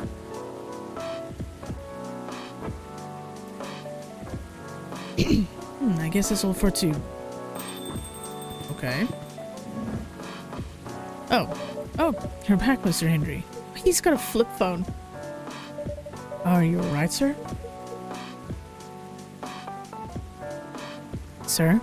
Oh, yes. Please don't worry about me. Did you manage to catch up with Miss Rachel? No, I lost her. I'm sorry to hear that, but I'm sure she's alright. I hope you're right. By the way, pardon me for asking. Yes? Throughout your arguments with Miss Rachel, something kept bugging me. What's that? Why did you leave the music industry? Now that's a trip down memory lane. You don't have to tell me if it makes you uncomfortable. Oh no, that's fine. I left around 20 years ago, just as we were welcoming the beginning of the new millennium. It was a great time for girl bands, you know? They were huge in the 90s, and they were still enjoying the leftover sensation of the past decade. I met my wife while working. She worked for a record label. That's how we met. I decided to get married and settle down. I wanted a peaceful life. You didn't find peace managing girl bands? Oh gosh, no. The politics, the dark side of the industry, none of it's good. But what hit me the hardest was the fans. Toxic fans are the worst. The teenage girls especially, they were crazy about their idols. To the point where they started doing really unimaginable stuff. Like what? Spending all their money trying to copy the superstar lifestyle, abandoning their responsibilities, their families. And the men, they were even worse. They sexualized the girls in every way you could imagine possible. Idol fans are weird. Oh yeah. Edited photos, stalking, outright sexual assault. It was before the internet, mind you. I mean, the internet existed, but it wasn't as mainstream as it is now. I wasn't even the target of the abuse, but it haunted me. It was everywhere.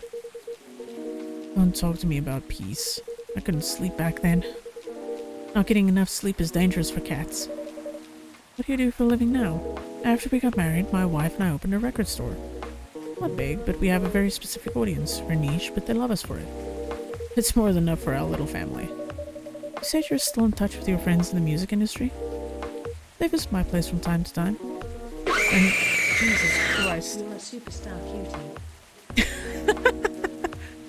Fucking heart attack and then a compliment. Holy shit, my heart. Good lordy. Thank you, but fuck you.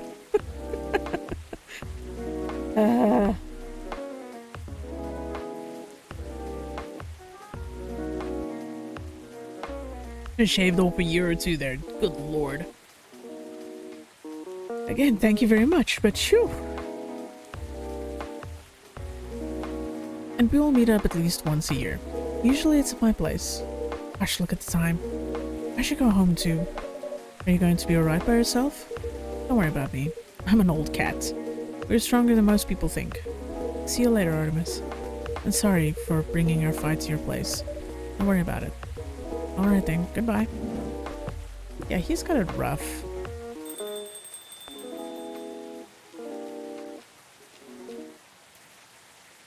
Whew, me hurts. The persistent rain noise.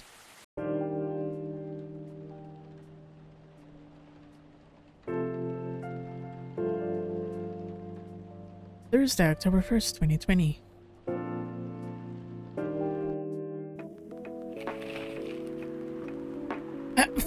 Who remembers this actual picture? This meme picture, and I love it. Coachella organizer reminds parents not to allow their children to attend unsupervised. Rachel Florencia confirmed to perform at Coachella 2020. Gil Naiman and Maruki Harukami to collaborate for a new IP. Interesting. Sorry, we're not open yet. Oh, Neil, you've come very early today. Is there anything I can help you with? There is definitely something that you can do. What is it? Can we work here? Excuse me? What? Is it possible for us to work here? What? Why? We have learned something precious since we first arrived here. Communication is very important on Earth, and Earthlings communicate in a very complicated way. It blows our mind to learn that you need to mix between verbal and non-verbal communication here. Yes, but I can see that your communication skill has improved an awful lot since you arrived. That is true, but it is not enough. Some of the biggest lessons about Earthlings we have learned, we learned them here. This made us think. Instead of focusing on finding a breeding partner, we should focus on learning how to communicate with Earthlings properly. Sounds like a good strategy. That is why we asked you to allow us to work here.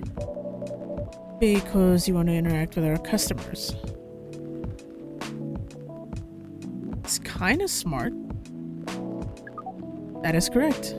I'm not sure about this. Neil, normally if you're applying for a job on Earth, you have to go through certain processes before you can finally get the job. If you get it at all. Oh. Let me think this over if you don't mind. And I'll let you know tomorrow. Oh no. We are sorry for our spontaneity. But it has to be today. May I know why? Because we are leaving for an event tomorrow. Okay. Okay. Thank you. But with one condition. You won't be making any drinks. I'll handle that. Once I'm done, you will give the cup to the customer. Understood. There are other things you need to keep in mind. What is that? Dealing with the customers. Some people come here just to chill. They might come just for a drink, work, or to read something. I strongly suggest you let them be. This will get them more used to people. But always be prepared if they want to talk about something. How can we know whether people want to be left alone or not? That won't be easy. But you'll be able to judge based on their body language. Nonverbal signs? Yes. That will be very hard for us. Indeed. Don't worry. I'll give you a sign. When you should start talking, or when you should stop. Thank you. My tongue is getting tied over here.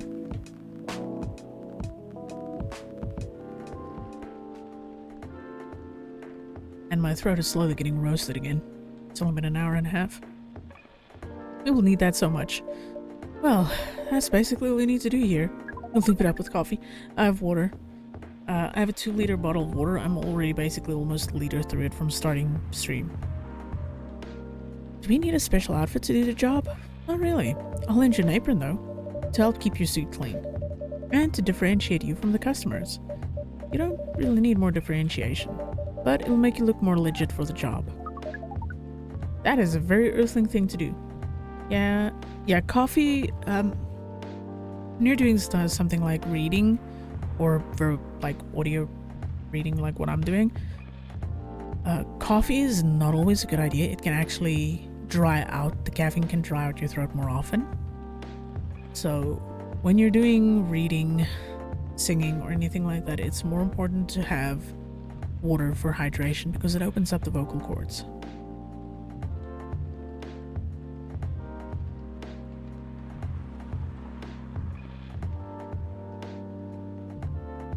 So that's what we do.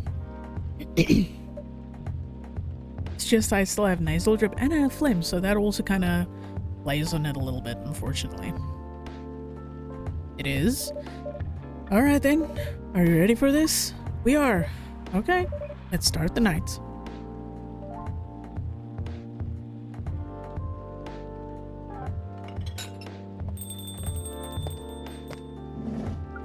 Welcome.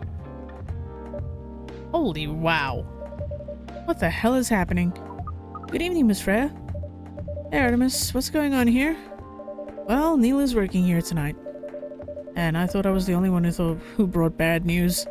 I never thought this place would be ground zero for an alien invasion. Ah, it's not that. Neil is just helping out. You never looked like someone who needs help. There are a few things to clarify, Miss Freya. First, our mission was never about conquering Earth. In fact, it is the other way around. Second, judging from the situation, we are actually the person who is getting help from the barista, not the other way around. What? We have learned some things since we arrived, and we came to a conclusion. Before starting another breeding mission, we should learn more about how Earthlings communicate. We thought this place was the best place to learn. And you just agreed to this? On one condition, I make the drinks. Neil will only be here to serve and communicate. Fair trade. What's in it for you then? What? You're helping them here. What do you get in return? Now that you mention it, if there's anything you want from us, please do not hesitate to ask. Don't mention it. Oh, maybe it can be my next story. I can write an article about your work here. Freya, I still need to write the paper again. What happened? The chief found out. Oh. Is that why you didn't come yesterday? Yes. How did she find out? You remember my fateful meeting with the higher-up? In the elevator? Yes. The same thing happened with my chief. They met each other in the lift, and the higher-up mentioned our encounter to her. Oh boy. The chief called me into her office, and things went downhill from there. She realized immediately that it was the reason for my poor performance lately. She didn't like it, of course. I'm sorry to hear that. What are you going to do now? Write the goddamn novel, I guess. And after that, hope that it sells well. If not, I don't know. We do not understand what is really happening, Miss Freya, but we feel the immense sadness and frustration you feel. How about a warm cup of drink?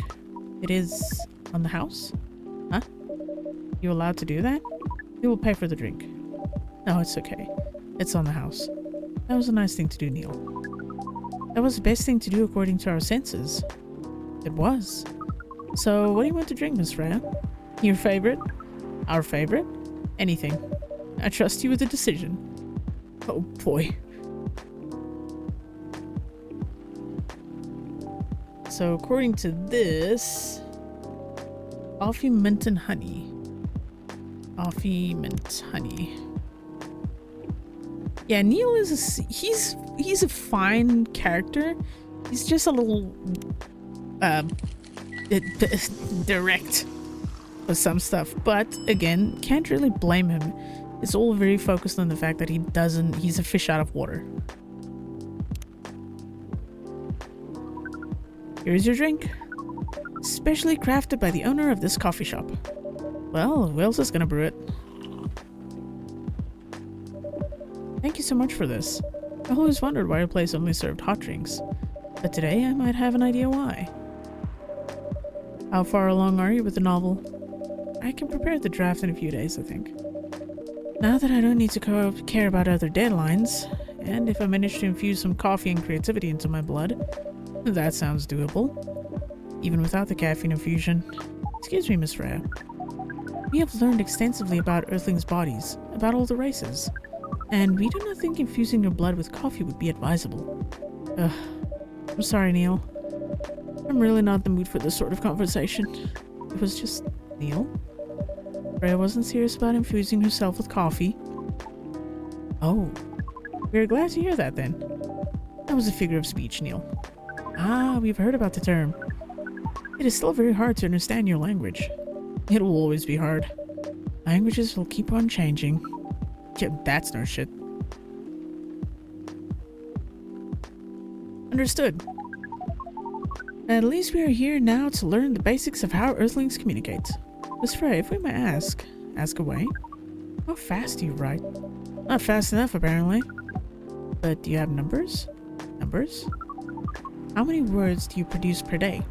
I don't think I have the exact number. But full-time, I should be able to write between 3,000 and 5,000 words per day. That's a lot. That's raw. After that, I still need to edit it. I usually end up with about half of what I originally wrote. According to our research, the standard number of words for the thing you need to write is between 50 and 100,000. That's right. But for this draft, I don't need to write that much. That is pleasant information to hear. That's damn lucky. How many words do you need to write? Let's see. I think it should be around 15,000 words. That's pretty big for a pitch draft. Well, it's GRA Media, the biggest publisher around. If we count based on the number of words, it seems like you will be able to achieve your target easily. I wish. Writing isn't only about the number of words, Neil. It requires things outside the mere word count. If we only judged writers by their ability to write a large number of words, then we wouldn't have poetry or short stories. That is pretty hard to understand. But we learned beforehand that art is a difficult matter, even for Earthlings. Yep. Earthlings seem to have a fascination for things which are hard to understand. From languages to arts. Right again. But you're not wrong about writing, you know. Word count is one of the few things you can objectively judge a story by. It's not the most important thing, but it's still up there. So it is still a valid parameter? Definitely. Cool. That didn't sound at all like you, Neil. Guess you really are learning something on Earth. Alright, now that we got a break in conversation, let's check the news story. The only reason to learn how to fly. It happened again, I told her as I exhaled smoke. What? I took the train once to get here and fell in love twice. Not this again, she sighed, looking like she wanted to stub her own cigarette out of my face. I just can't help it. She said nothing. It's way easier, you know, seeing someone from afar, letting your imagination roam as you daydream about how he or she lives, ignoring the fact that what you see is not the way they really are. It's way easier. You can't keep doing this to yourself.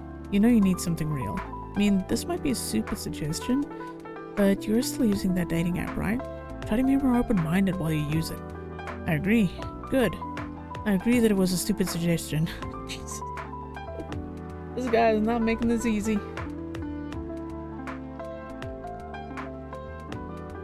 She looked pissed. I couldn't blame her. It's not like this was the first time we talked about this. In fact, this conversation tended to happen around once a season. You need to stop overthinking. Go out and stop putting impossible expectations on people. You know I can't do that. I've tried. I get overexcited at any opportunity. And how's that served you so far? No, I was the one who said nothing. I'm afraid, I said. Of what? Of what will come later. I'm afraid that even if I find the right person for me, the people around me won't accept them, whoever they are. Fuck the people around you. Another stupid suggestion, I could be jailed for that. Okay, she took a long drag of her cigarette and narrowed her eyes at me. What happened to you recently? Huh? You don't usually overthink quite this much, so something must have happened. The truth is, something did happen. Something too silly to even be discussed. But she knew me. She knew about my problems, so I told her. I watched the stand-up comedy show. Seriously? It's true. I watched one of my favorite stand-up comedians. I knew he'd recently got married to someone he loves. Someone I thought was so very similar to him. All this time, I thought he took the easy way out, finding someone who'd quickly be accepted by the family he was born in and the family he's about to make. But it turned out his journey was far from easy. Why does it sound like the old Jeff Dunham thing? There were hardships I never knew he faced, and when he talked about it, it scared me. Why? The fact that I'll have to deal with it someday. The fact that I might have to choose between my side. At least when I see people on the train and imagine a life with them, those imaginary people don't create these kinds of problems. They do create a different kind of problem, though. He's right. You know, sometimes I feel like I want to go to the tallest building in the city and just jump, I said. To die? That's not it. To fly, you fool. Because if that really happened, all the things that are scaring me won't matter. I can fly. Why the hell would I still care about all of these boring everyday problems? Ain't that the dream, weirdo? She said as she lit another cigarette, leaving the discussion unresolved until it comes back around with the spring rains. Interesting. Very odd, but okay. That's Freya for you. Oh, another guest. Good evening, Miss Myrtle. I won't even ask, except for one thing. Who's making the drinks? I'm still the one responsible for that. Good. Coffee with a little bit of ginger, please.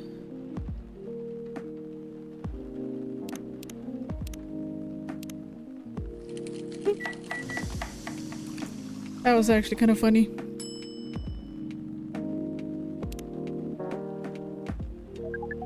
Your order is ready. Not bad. Thanks. You're welcome. What brings you here today, Miss Myrtle? It's Neil. Some people come to a coffee shop just to sit without being disturbed. Oh, that definitely seems to fit Miss Myrtle's visits here. Actually, I'm not here to just sit without being disturbed. Pardon us? I was just training Neil on how to talk with the customers here. I can see that. You're still trying to get laid? Oh. No, we are not. We're tasked with learning how Earthlings communicate with each other? Yeah, that's a step in the right direction. One suggestion. If you want to blend in with us, stop using such formal language. Start talking the way we talk. Start listening the way we listen. Which essentially is not really listening at all. Freya's having a blast. That would be very difficult to achieve, but we will try, step by step. One small step for you might be one giant leap for your kind. That was nicely said, Miss Freya. By the way, Miss Myrtle, now that we know you are not here for your usual activities, are you here for someone then? Yeah. Oh, is it Aqua? Uh-huh. What's the occasion? No special occasion. It's just... Oh. You know she's coming from the way she squishes. Oh, not... I didn't mean it that way.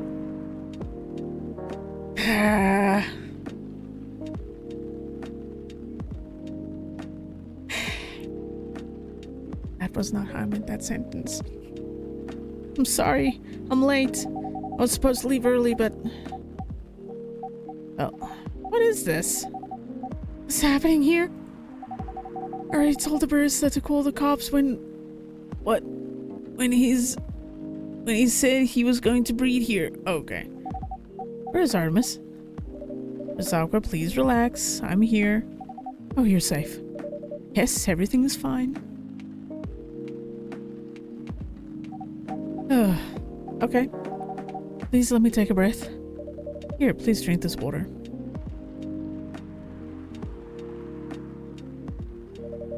Feeling better now? Yes, I'm sorry. It is alright, Miss Aqua. Everyone has been surprised to see me here. What are you doing here anyway?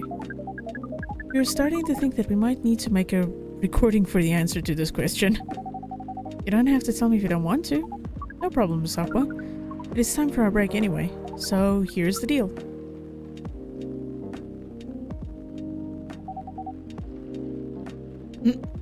That's really interesting. Very nice of you to do this, Artemis. It's nothing really. But do you really think one day is enough to learn everything? Definitely not. But we do not want to disturb this place's business for any longer. As if this place cares about business. Besides, we want to travel around the planet more. This coffee shop is a good start. But we cannot limit ourselves to just this place. Where do you want to go after this? Coachella. Oh boy.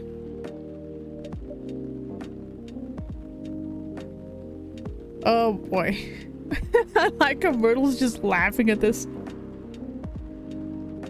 What? What are you going to do at Coachella? According to our research, there are many breedings happening during Coachella. This is why we decided that the event will be our next target. Well, you're not wrong. But didn't you say that the baby has to be born out of love? Yes, we noticed that. But we also decided that we need to know a lot more about Earthlings, including the breeding manners. That is what we will study in Coachella. After that, we will be very ready to breed with so many female Earthlings cut. I shouldn't say this, but hell, that sounds like the best plan you've had since you got here. Good lord. We know. We also surprised ourselves. But please, Miss Freya, let us stop talking about our plan. We work here today. First, let us return to our spot behind the bar. So, our discussion with Miss Myrtle was stopped abruptly. Oh yeah, I forgot about that. What are you two doing together? It's nothing, we're just friends, you know? We just want to hang out and talk about our work. We both work in the same field, remember? Yes, that's it. I don't have that much experience in game development, you see. I thought your research was in computer graphics? Yes, but I've never made a game from scratch before. I was always a bystander. So I've been asking Myrtle for feedback from time to time. Today I wanted to thank her directly. But she arrived first, so I couldn't buy her a drink. Never mind that. I refused it anyway. But wait. If you want to thank her directly, does it mean you're done with the game? Excuse me, Miss Freya? It should be your... not your. Oh, so you are correcting my grammar now, huh? It was a slip of the tongue, okay? I'm sorry. How did you even pick up on that anyway? It's not like what I'm saying is written down anywhere. Wow. Just breaking the fourth wall. We just know. Back to you, Aqua.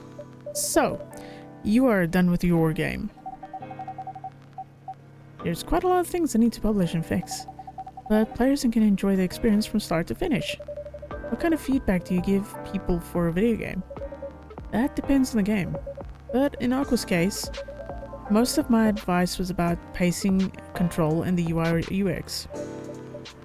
Ooh. Must be fun to have finished working on your creation. It surely removed some of the weight from on my chest. Just replace it with another weight. You mean there's still more to come after you're done? I'm not done with my book. I just lost my job. And if I can't finish this draft on time, I'm done. And even after all that, if it doesn't sell well, I'm even more done. Doubly done. I'm sorry to hear that, Freya. But please be more confident. I'm even starting to doubt myself. I read some of your short stories, you know. After our first meeting, I subscribed to the Evening Whispers app, and then I read some of the stuff you wrote. They're really good, you know. Some of them are better than others. Hold on.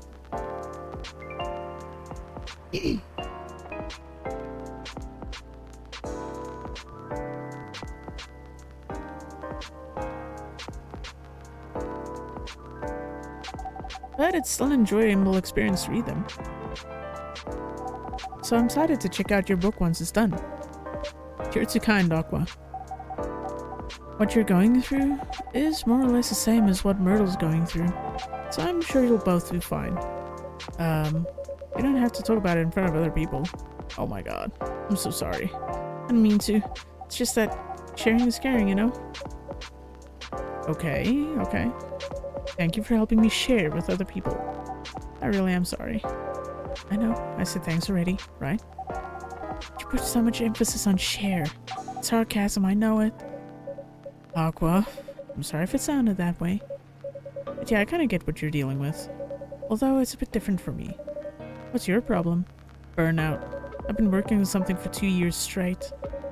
but no one outside the office knows about it. And those who do don't seem to appreciate it at all. I thought Full Metal Conflict had a new game every 2 years. Yes, I don't really work on them. Not directly. So what do you work on? A secret project. I'll tell you after our friend NDA. Okay, what? Oh, right. I'm not with the paper anymore anyway. I'm part of a special team. We're tasked with making a breakthrough in the studio. You need to be able to make a prototype for a new IP. Or, worst case, another FMC game in a different genre. Isn't that a dream job for some people? That's what I thought, at first. You're a writer, right? Imagine being a writer but you can't publish anything you write. For years. That doesn't sound like a pleasant situation at all. My team has been making pitches, dozens of them, hundreds, thousands. Out of all those countless pitches, only a handful got approved for prototyping. And so far, none of the prototypes have been approved. Ouch. There's only 7 of us on the team. The 7 samurai, that's what they said. So you haven't released anything for the last 2 years? Sometimes our team works to support others. When they're going through a crunch cycle, they need to hit an almost impossible target. We jump in. No wonder you folks would consider the 7 samurai. I guess, yeah. By the way, Myrtle, I just realized. What? Usually developers get their vacation time after finishing a project, right? More or less, yeah. When was the last time you had a vacation? Before I joined this company, I guess. It was like 4 years ago. Uh-huh. Dude, no wonder you're so burned out. Yes, that's why. You need a vacation. I could just take one. You can. In fact, you will do it tomorrow. But tomorrow is... I'm not done yet. You will take tomorrow, the day after, and another day after off. But where should I go? Don't worry, I'll take care of that. You will? I'm going with you for this long weekend vacation. What about Max West? That's not this weekend. Forget about it for now. Hey, okay, but I can't do it tomorrow. How about starting Friday? It's still a long weekend getaway, right? Alright. I'm so excited. Wow, Aqua. You look like a different person. Really? I'm sorry? Don't be. Okay, it's settled then. I need to go home now and prepare for our getaway. I'll come with you. To my apartment? No, we'll walk together to the bus stop, just like last time. Oh, okay. She is such an adorable little bean. Everyone, see you next week, okay? Have fun. Take care out there. May you find joy during your vacation. Squish, squish, squish. Okay, see you folks later.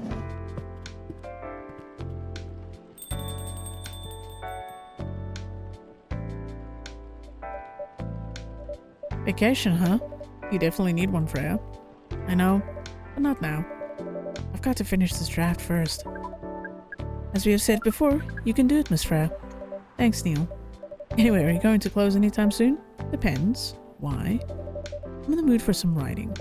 And please take your time. You sure? Do you want another drink to be going on with? Still on the house? I definitely won't say no. Ah. I hate this look. Why does she look so cute? Yeah, she kind of became the mascot for this game because you see her the most, even though if you look at the like cover arts for it, when you look at it on GOG and Steam, it's Bailey's and Lua that you see.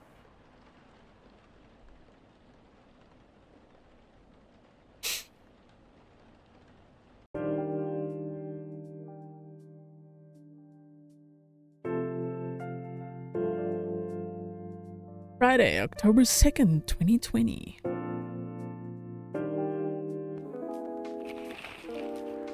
The Evening Whispers is with the people for stricter gun laws.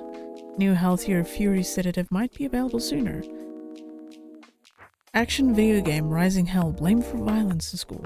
Do you know how chill this is? It's kind of calm and relaxing.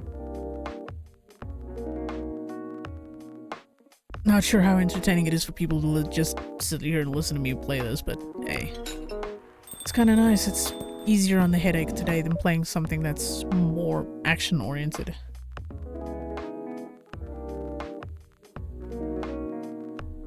Welcome. Good evening, Mr. Baileys. Evening. Am I the first customer tonight? You are. That's new.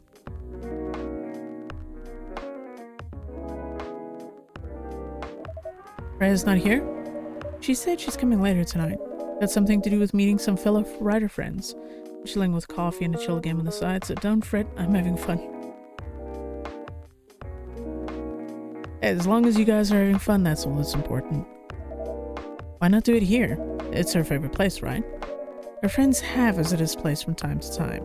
Just not as much as her. Writers gathering, huh? I wonder what writers talk about when they're hanging out. I've known them for years now. She has this habit, you know. If she said they're friends, it means they're just hanging out normally. But if she said they were writer friends, they're probably talking about work.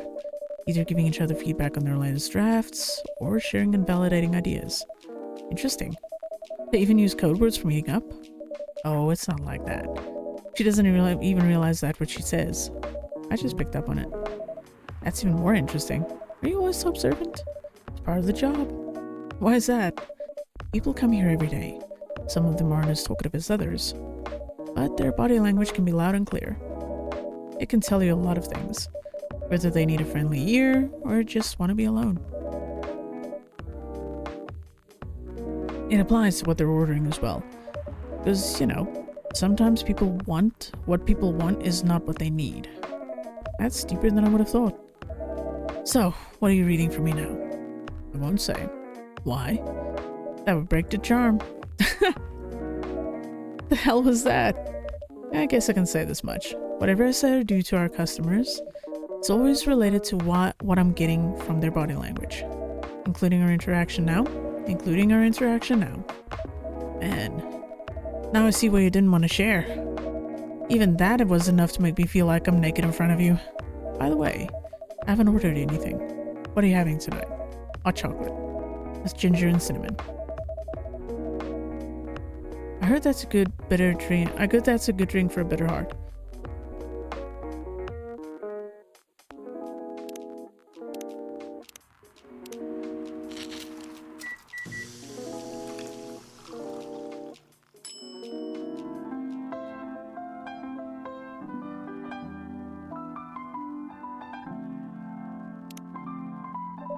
Here you go. You're a pretty romantic person, huh? Spending extra time decorating this drink. Only for special people and special drinks. Say, Artemis, tell me about yourself. What do you want to know?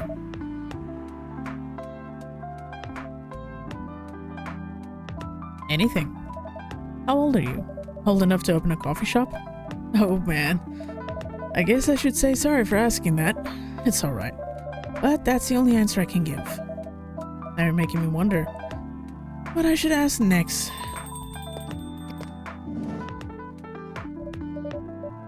Hello everyone. She looks kinda dead. Why are you both looking at me like that? Freya? You look horrible. No, I don't. Yeah, you do. No, I don't. Unfortunately, I'm going to have to echo our dear barista. Yeah, you do. Have some coffee with Kit Kat cream myself. Well, there you go. What happened? You'd be better asking what didn't happen. Because the answer would be proper sleep and decent progress on my draft. You need to rest. And miss my deadline? Hell no. Sorry, Baileys. I won't be able to keep you company because I have to finish this thing. And for that, I need a whole hell of a lot of espresso. Are you sure about that? You really should just rest. Get something to help you sleep. Espresso, please.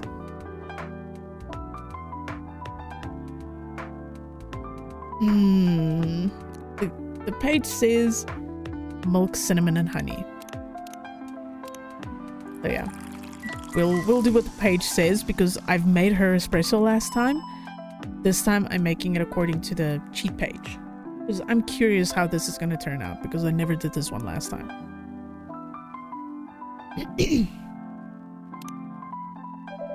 you go. What the hell, dude? This isn't even coffee. Drink. But this isn't what? Drink! Okay. It's on the house. It better be. How was the meeting? It was pretty good. Got a lot of good advice. But that also means things. And not a small number of them, mind you. Needs to be rewritten. Oh. Ooh. It's not that bad. Rewriting is part of the process. It's just that... I'm going to my usual corner. Although, thanks to your drink, I'm not sure whether I'll be able to stay awake or not. She looks horrible.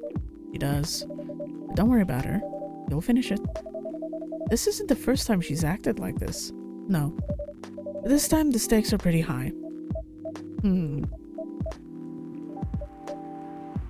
So, what brings you here today? I'm not even sure myself. I had no plans tonight, and this place just came to mind. Out of the blue. I'll have to thank your subconscious then. I guess you should. Oh. Aw, I wonder how this is gonna go.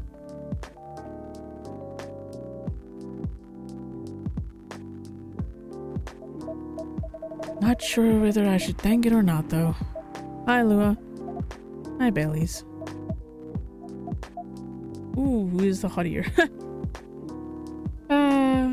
This is his girlfriend? Ex, maybe? I don't know. Their situation at the moment is very weird. How?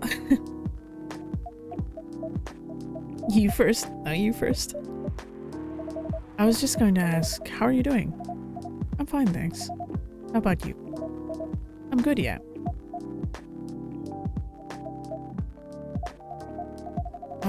I think I need to order something first. Oh, of course, of course.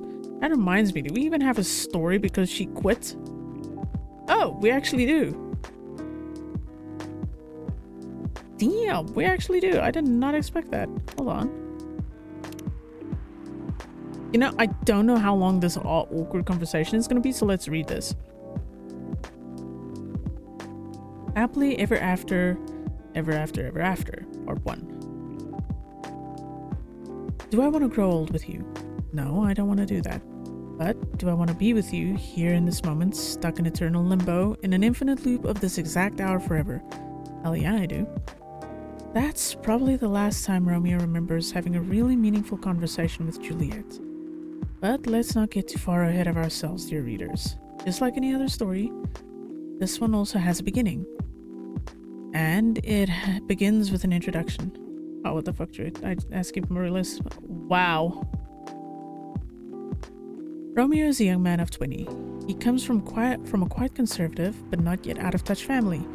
In other words, they're just like almost every other family in the world. He hates the name his parents gave him, and he hates it even more knowing that his life so far is fulfilling all the cliches of his fictional namesakes. Falling in love with a girl named Juliet is really just icing on the cliched cake.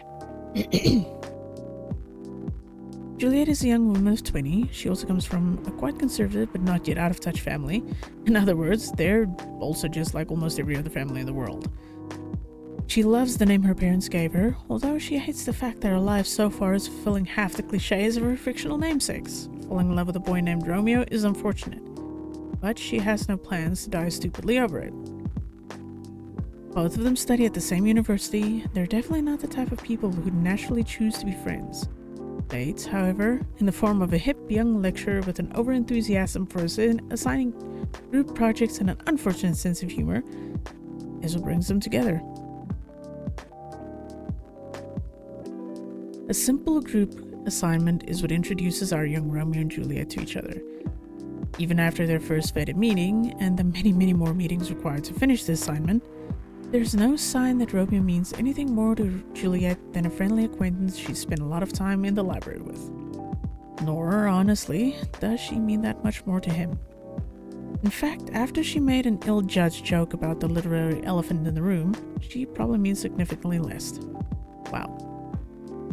But as time goes on, and as the group assignments keep coming without the lecturer ever assigning new partners, Romeo and Juliet become closer.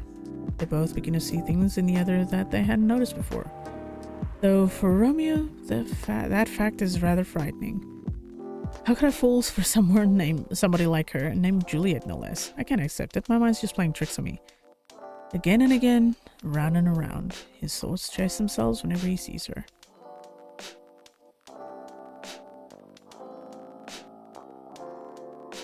The day is Monday and Romeo has a class he needs to attend. However, something is different. Normally a relatively anxious fellow, he finds going to a class requires a lot of willpower. Today, however, he finds himself hurrying to get there. He knows why, of course, but he refuses to admit it to himself quite yet. The first thing Romeo does when he opens the door is look at a specific table. The table where Juliet always sits. To his unacknowledged disappointment, the table is empty.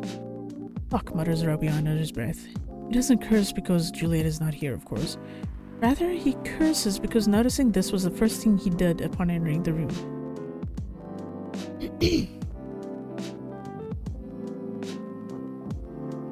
After sitting in his usual place, Romeo reopens his book and begins reading.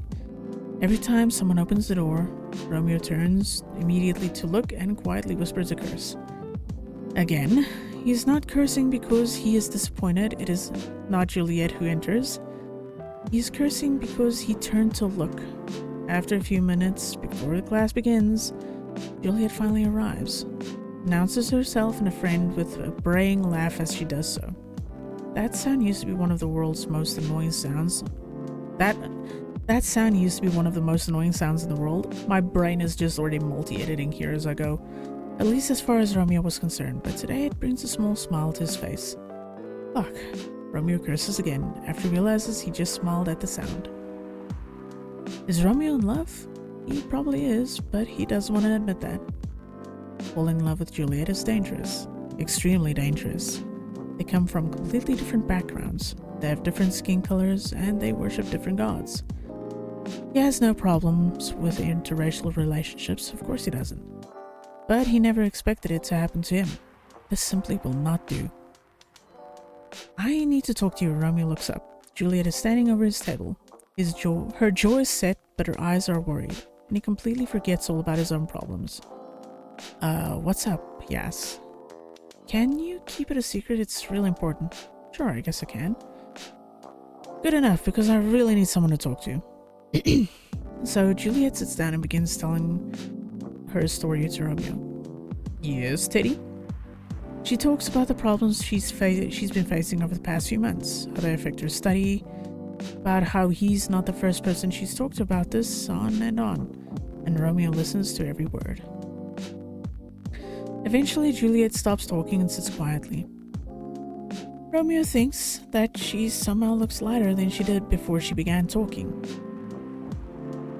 He doesn't know how to react to what she told him. He tries giving her some advice, really stupid advice he thinks as soon as he said it, but he believes it's much better than just listening and nodding and watching her walk away. He doesn't think he wants her to walk away from him. Thinks about this. One thing is for sure, Juliet trusts Romeo as a friend. They've shared a secret now, even though Juliet has shared the same secret with others before him. This still makes Romeo happy. So damn happy.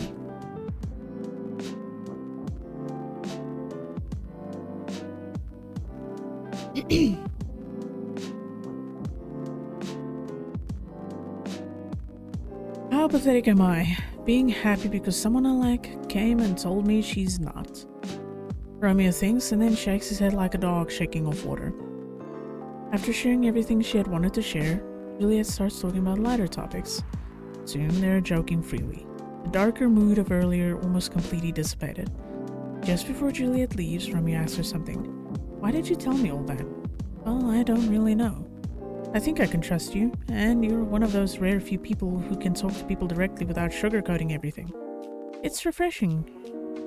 She shrugs, and that's why. Getting my ass kicked by Ian Tarkov? It sounds about normal. What Juliet said is true, but Romeo finds it amusing that even though he normally speaks directly to everyone he knows, he can't do that with Juliet. He is not himself when she's around, or so he believes.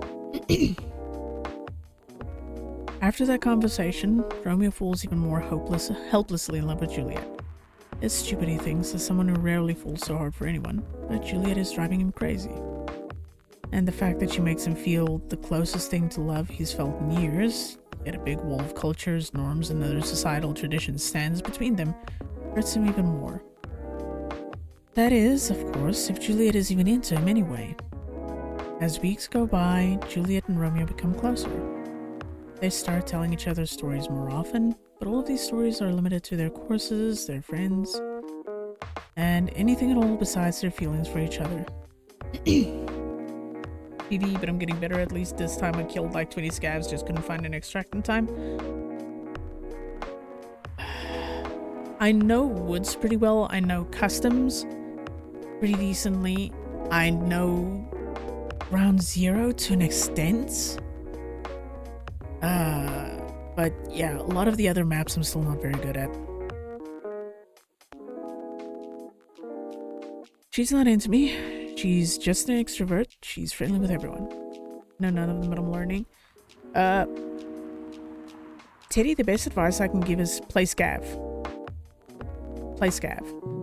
Just scav in, because with scav, you're not losing any gear or money. So scav, if you die, wait that period that you have to wait and just scav in again.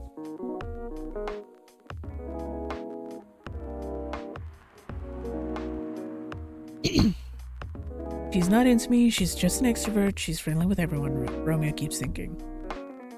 I don't really care what, I'm sure what I worry about is my well, there you go.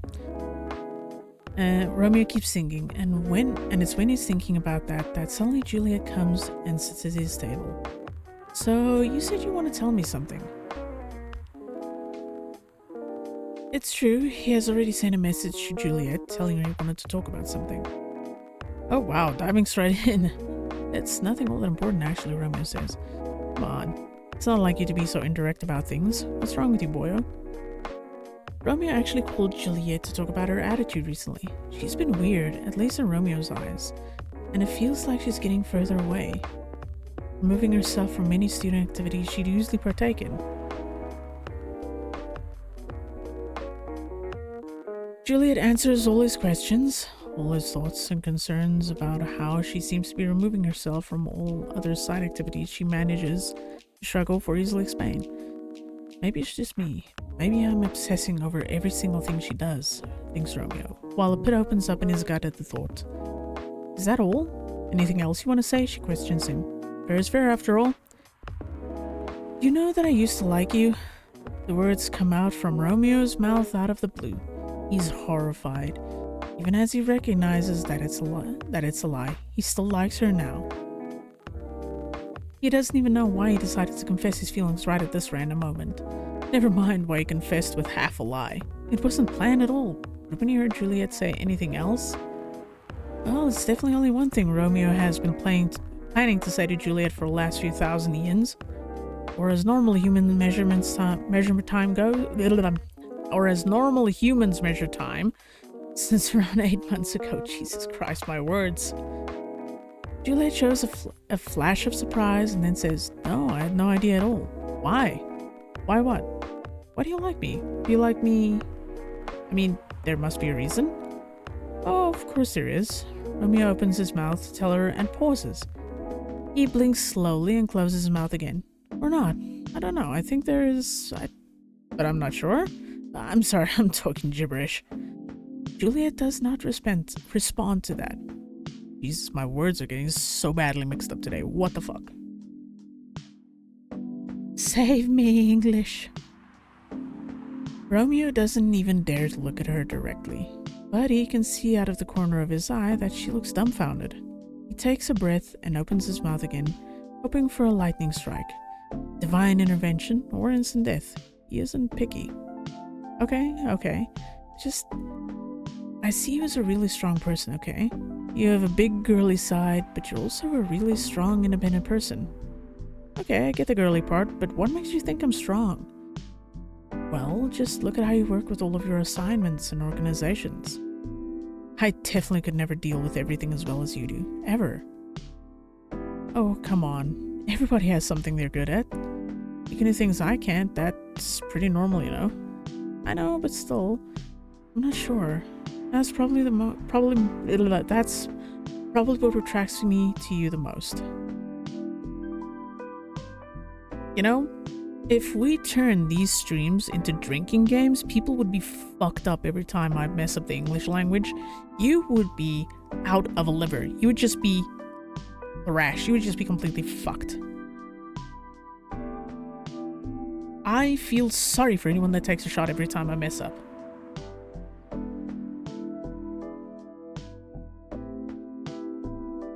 So, for the love of God, please never turn it into a drinking game. You will die.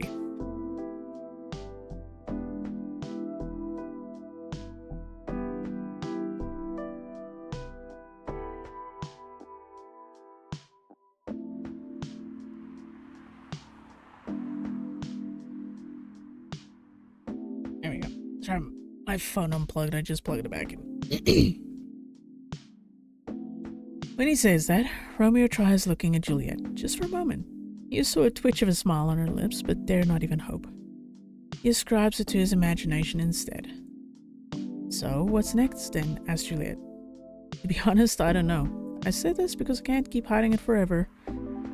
I needed to say it to you, even though I know it's impossible for me to ask you out, considering all the differences between us. Juliet pauses. Oh, of course. You don't need to say anything, though. I just needed to get it out of my system. That's all I wanted to say. Well, okay then. I have something else to do. You don't have anything more to say, right? Yes, no. That's all? Juliet nods and says goodbye, then quickly walks away. After Juliet leaves, Romeo lets out a heavy sigh. Good work there. That's one hell of a lot of old baggage I just let go and a whole lot of new baggage I replace it with. Here's an interesting fact about our Romeo. During the whole conversation, he hadn't been able to keep himself from shaking. It's an old habit he just can't let go of. To his relief, they'd been sitting during the whole conversation, so he could hide his tremor. Still, even though he feels intense relief after telling Juliet about his feelings, his hands are still trembling. He has to wait a couple of minutes before he can walk away himself. So now, after Romeo's long-awaited but ultimately useless confession, what's next for our Juliet and her Romeo?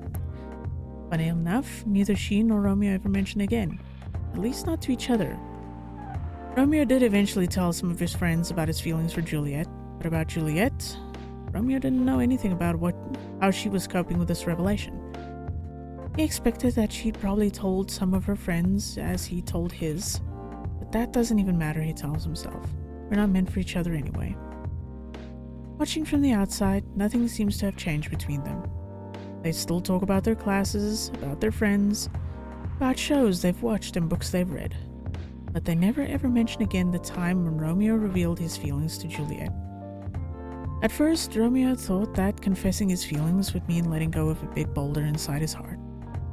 As it turned out, it only transformed the boulder into a restless rock monster asking for more.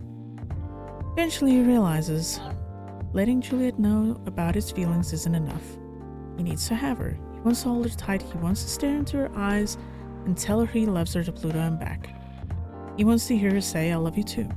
He even wants to kiss her. He wants to run away with her to a place where no one cares about their differences and just sees them as a cute couple in love. He wants to do all the good things in life together with her.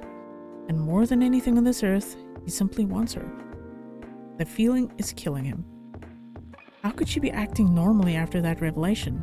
Does it mean his feelings mean nothing to her at all? The peak of his emotions comes one day when our hero is falling asleep. Suddenly his body is drenched in sweat, his heart beats too fast, and his thoughts only run to one thing, Juliet. He wants, no, nothing so prosaic, he needs Juliet. He doesn't care about anything else, about traditions, about their families, about anything. There's only one thing he needs to do tomorrow, and that is to confess his feelings again to Juliet. This time, however, he's going to ask her out. She feels the same way. He'll ask her to just give it a try and fight the world together. He resolves that he's going to take a leap of faith and will be the first thing he does the next day they meet. Okay, that was actually much nicer. That was a lot nicer. I enjoyed that one.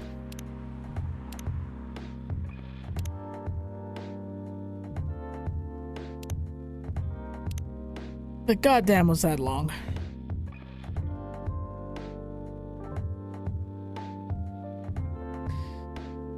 Alright, we can finally get back to these two awkward beans. Oh, of course, of course. Go ahead. Hi, Artemis. What are you having this evening, Miss Lua? Gingerbread coffee, please.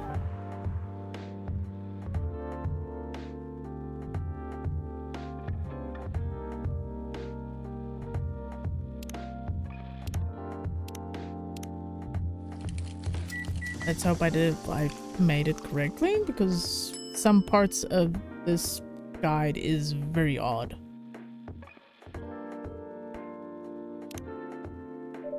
Here it is. Thank you. My grandma used to make this drink for me. It reminds me so much of her. It reminds me of when I was growing up with my family. How's work? It's going pretty okay. You? I'm not taking any new jobs on at the moment. Because, well, you know. Yeah, I get it. You have enough in your savings, right? That's a very Lua thing to ask. But yeah, I do. Thanks to that last annoying job. It went well in the end. It kinda did. They paid me on time at least. And the pay was amazing. How long are you planning to take a break for? I don't know. Until my problems are settled, I guess? And what problems are those? I'll tell you this, but don't tell anyone, okay? Not even Artemis is standing in front of us. Not even Artemis. Okay. So there's this girl. I love her. We've been going out for a few years. But I'm not really sure where we stand now. How can you not be sure? We had an argument about a week ago. It wasn't anything new, but somehow things escalated uncontrollably. Why is that? I assume both of us were just tired. Knowing that we're fighting against centuries of tradition. We haven't really talked since our last fight. Leaving things unresolved is not a good idea. But I can't bring myself to start the conversation. Why? Even I'm not sure about that. Pride, maybe? Or tiredness? Or knowing that chances are we won't be able to find the best solution for everyone anyway. Baileys, I have a question. Go ahead. What do you think she's feeling right now? To be honest, I don't know. She's not like me, that's for sure. Thankfully. Why? At least it won't affect her professional life that much. I'm glad I'm a freelancer. It means I can just take a break from work without so many problems. I'm not as professional as her, you see. I think you're wrong. Really? If I were her, I would find it difficult to live life as usual. But I'd put on a lot of masks.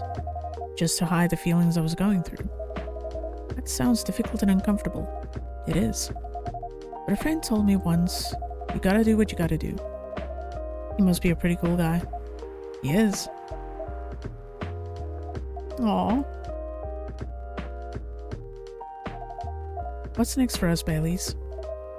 I don't know, Lua. I met some new people this week, including that supermodel. You knew. That girl in the corner told me. Yeah, including that supermodel. And how does that make you feel? Like a fool? What? He said a lot of things that I've been trying to avoid thinking about. A lot of truths. He's a bit like you know? Attitude-wise. You get along with him. Doubt it. Opposites attract, but similarity breeds contempt. Ever heard that before? A lot. From a certain hipster elf. And after listening to that guy, what's your stance on, us?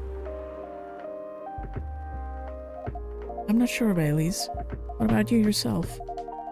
Had any similar experiences this week? I have, in fact. You met a vampire, and I met a werewolf. What are the odds? What are the odds indeed? What did your werewolf say? Not much, to be honest, but he made a good point about the importance of family. Baileys? And I've been stubborn about you wanting me to make peace with my family, and I know why that's very important for you. But Freya said something that kinda hit me hard.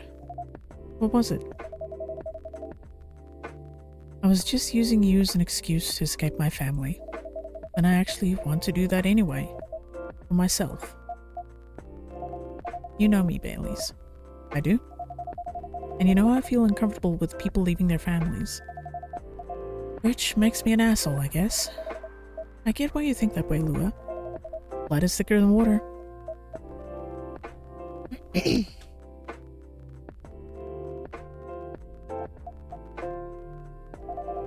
What should we do? Lua? Yes, Baileys? Please let me leave my family. I'll try to get your family to accept me. That sounds like the easier thing to do after all. But you'll lose your immortality. You'll be an outcast among other elves. An outcast from a bunch of overly pretentious people? Sounds great. You'll live a long time, but you won't have the perfect health and perfect... But you won't have the perfect health and perfect life that's the elven privilege. Jesus English. But it's not a perfect life without you. Fishy, you'll die. Please don't. Death in the family. We have an inmate down. What if our relationship doesn't last? You'll have lost everything. You'll blame me. Lua, I will never blame you for anything. You're talking about who I used to be? That guy would have never blamed himself. 100 reasons for why something failed, and never anything to do with him. But that won't happen with us. You know why?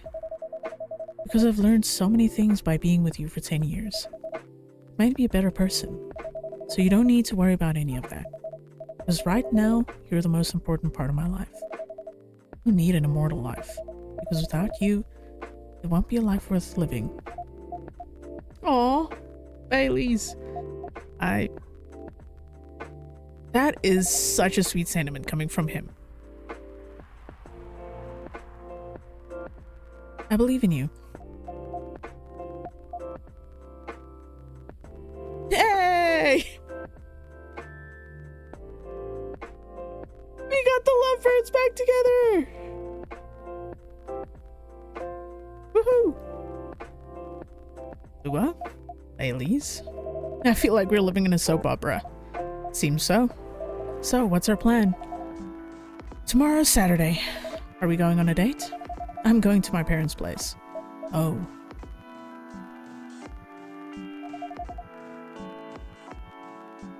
And I want you to come with me. What? That's so sudden. Did you already have plans for tomorrow? Well, no. It's just... I'm not prepared to meet them. You'll be fine. You don't want to tell me about them. Another shot, Fishy. Go for it. You don't want to tell them about this first? It'll be alright. Well, they never forbade you from dating other races. They're not big fans of elves, that much is true. But you can prove them wrong.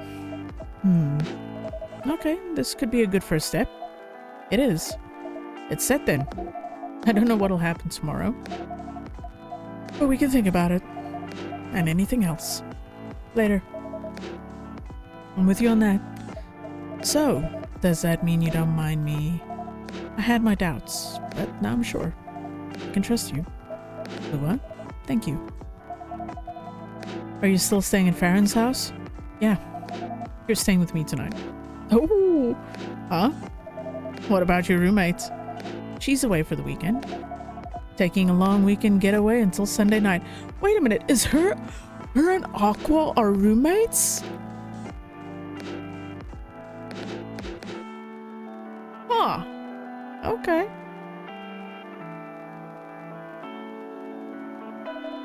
Fate is on our side, it seems. Hey, Artemis? Yes? We're leaving. Thank you so much for keeping up with us this past week. The pleasure was mine. we're off then. See you. Thank you for coming.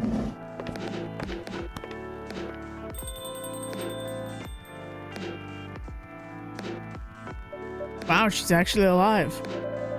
That was pretty intense. Oh, you're back in the real world. I just pretended not to notice. What you call I know, right? Someone's getting lucky. You're like one of the main reasons why I'm writing the story. So I have to see their struggle through till the end. It's important for the writing, you know. That's cold. What? It's not like that. It's just that... Yeah, that was cold. I'm sorry. Look better than before, though. For now. I can't tell you how I feel until it's done. And I don't...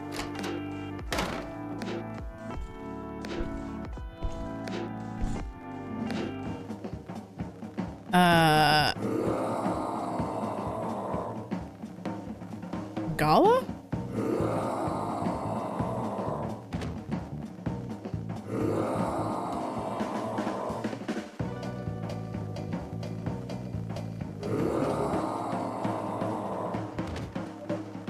Whoa. Freya, get over here. This wolf. Is that him? I think so. Welcome, sir. Are you crazy? You can't treat a werewolf in a fury like a normal customer. Trust me. He must have his reasons for coming here. You can relax, sir. You need anything? Something to calm you down, maybe?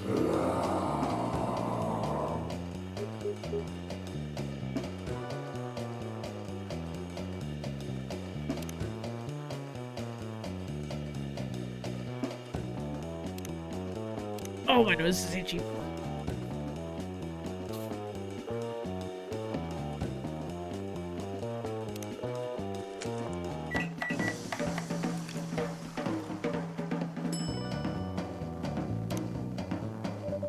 Here's your...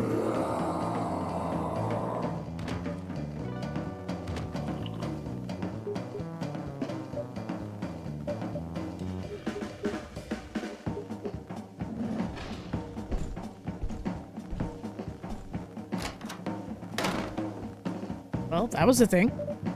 What the hell? Is that really him? After seeing the reaction to the drink, 100%. Well, whoever he is. Yeah, that was Gala. He, transformed. This place survived. Thankfully, yes. But I think I need to close up shop early. I don't want to cause any more ruckus. And I need to clean up some of the mess anyway. Good idea. Can you get back all right by yourself? I'll manage. Take care on your way back. You be careful too. See you tomorrow. See you.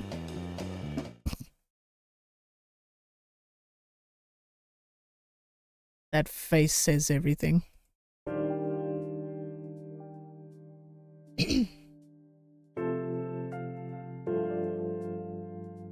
Saturday, October 3rd, 2020.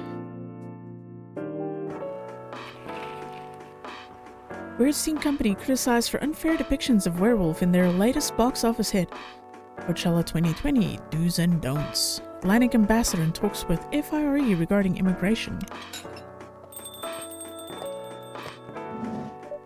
Welcome. Hey, Artemis. Good evening, Freya. You look very cheerful today. And it's all thanks to you. What did I do? I finally got a good night's sleep last night. Like, I slept like a log. Proper 12 hours of closing my eyes and not thinking about anything. Good for you. You really needed that. I know. But I had the deadline coming, and I've been pushing myself to finish this draft. A bit too much, I guess. So, how's it going now? You won't believe this. I probably will. But when I woke up this afternoon, the words just flowed through me like water. And not forced crap like I've been writing recently. Yeah, I know that feeling. I have been dead stuck on my writing. Not, well, because time has been an issue, but because I've also not been... It's been difficult to get the words out. So that sucks. I know the feeling, Freya.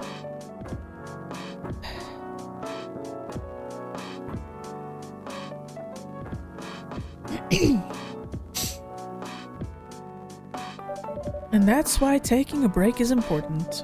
Go sleep for 12 hours? Yeah, that doesn't usually work for me, unfortunately. Yeah. You don't need to start lecturing me now. So, what's your plan now? Now, as in right now at this moment, I'm planning to go to the bathroom and wash my face, and after that, I'll continue writing. Sounds like a solid plan. You know where the restroom is.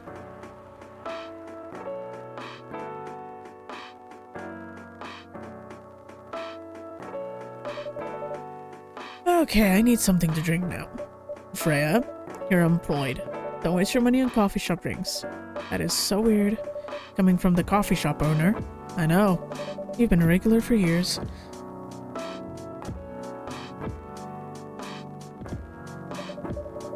If you only need the vibes of the place, just right here. Oh, I can't do that. We don't have any customers tonight. What would I do if this place went bankrupt? It won't happen. How can you be so sure? Just take this tap water and go do your work, okay? But... See, there's a customer coming right now. So, don't you worry about me. Oh.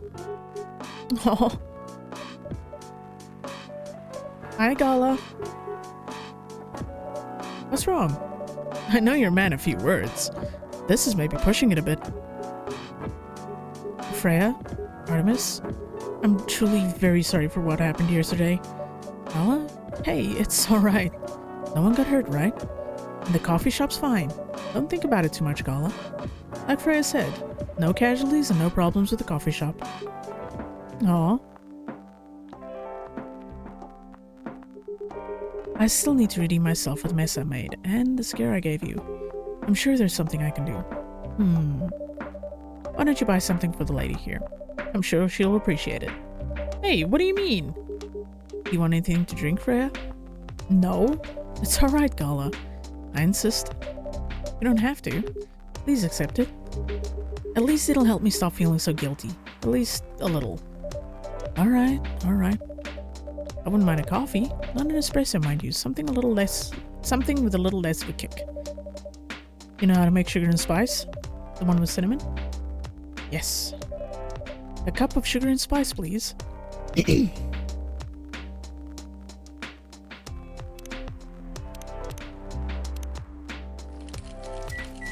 Or Gala.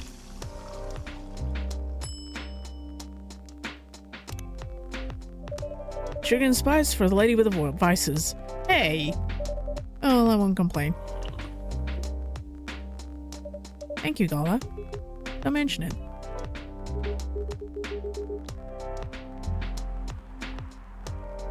Artemis, are you sure there is nothing I can do for you? You don't have to do anything, Gala. It's fine. But to be honest, I'm curious. What happened yesterday? Yeah, if I'm not mistaken, you usually stay indoors during the full moon, don't you? I usually do. But there was an emergency at the hospital yesterday. What kind of emergency? The hospital was really packed yesterday. After that announcement? The one saying that a replacement government-issued Fury sedative will be available soon. Releasing that news on the day of the full moon was just stupid. So many restless werewolves came, asking about the sedative. Which isn't ready yet. But the announcement said it wasn't ready. Just that it was coming soon. You think people read the whole article? They only saw the headline or glanced at it at the news stall. Then they went straight to the hospital. I don't blame them though. Finding out that the only publicly available sedative is dangerous, it's difficult for some people. I ended up having to explain it to dozens of werewolves. I even had to put some rogue werewolves in the isolation rooms. It was that bad, huh? Yeah, to the point that we ran out of rooms to put them in. That's why at the end of my shift I left immediately. Normally I'd have a friend lock me in one of our isolation rooms, of course. But I couldn't, so I rushed back to my apartment, but it was too late.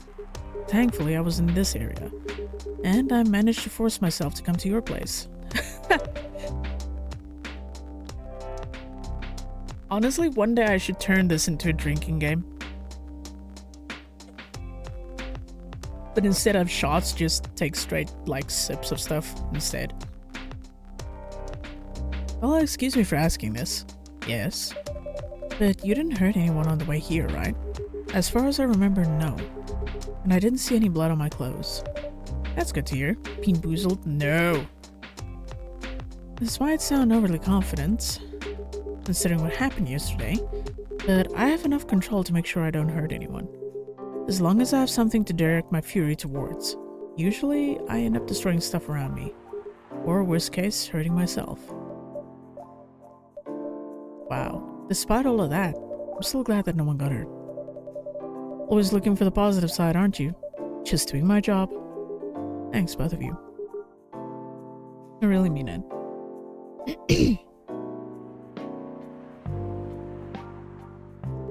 But please, if there's anything I can do to pay back, if there's anything I can do to help, please don't hesitate to ask me right away. Will do.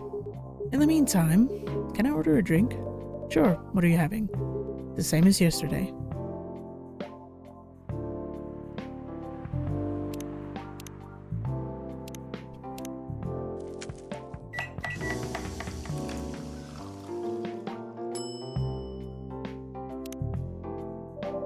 Here's your special brew. Thank you. The drink that saved me. Once again, thank you for helping me find this drink. By the way, Gala, now that you can be 100% sure that that drink is your natural sedative, why don't you put some in a bottle and carry it with you everywhere? That's the plan. It has to be warm though. I can use a vacuum flask, I suppose. I'll give it a try next full moon. Don't worry, Freya. I'm going to stay at my place for the next full moon. I'm not taking any risks. Before I can make sure how effective that remedy is. Oof.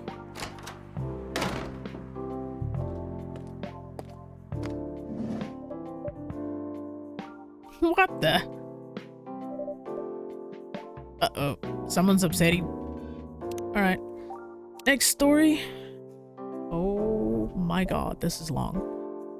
What the everybody Jesus loving fuck. Okay. Freya, you stopped working for this place. Why are you still posting stories?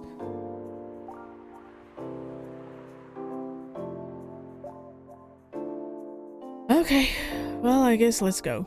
It's so huffy. Pouty. It doesn't happen the next time Romeo and Juliet meet. When Romeo sees her, he knows something isn't right. After that, each time he sees her, he feels uncomfortable, almost afraid. Our hero isn't scared of much, but he can't explain how she makes him feel. As though she's surrounded by a fierce, powerful aura that keeps him from approaching. It takes a few days for whatever it is to fade. And that sense of danger finally eases up. Romeo finds he has the courage to approach her. Cunningly, he waits until the end of a night class when both of them are ready to go home. Hey Jules, are you heading back? Let me drive you home. No, it's fine, I'll just call an Uber. I have something I need to tell you though. Her expression quickly changes to one Romeo's never seen before. An uncomfortable looking mixture between happy, sad, and angry. He finds he doesn't know what to call it. She peers at him. What's it about? It's about, the thing I told you a few months ago. A slight smile he saw when he first confessed his feelings returns to her. Okay, let's go for a drive. I know a good place to talk. Juliet directs Romeo sporadically, and they chat normally to fill the intervening time until they reach what she reveals to be their destination. A large, dark, empty park. Huh, I didn't know there was a park around here. You know nothing, Romeo. Hey, what? You said don't read or watch Game of Thrones. She side-eyes him. It's all over the internet, my dude. Good point, well made. Our heroes climb over the locked gate and meander slowly through the paths until they find a bench, and an unspoken decision has them both sit down at the same time. By this point, it's close to midnight. The drive had been long, and he'd driven slower than usual to stretch out their time together. The sky is bright with stars, while the full moon hangs heavy on the horizon. A warm and gentle breeze brings with it the scent of wet earth and green growing things, and far distant clouds tease them with the idea of rain before morning. It is, Romeo feels, perfect, as though God had created especially for them in this moment.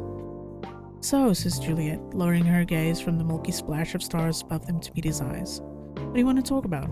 And Romeo thinks, what the hell? And jumps right in. I told you I liked you, do you remember? Yes. It was a lie. Her eyes narrow. What do you mean? Oh, careful, dear Romeo. You should not play with a woman's heart. I still like you.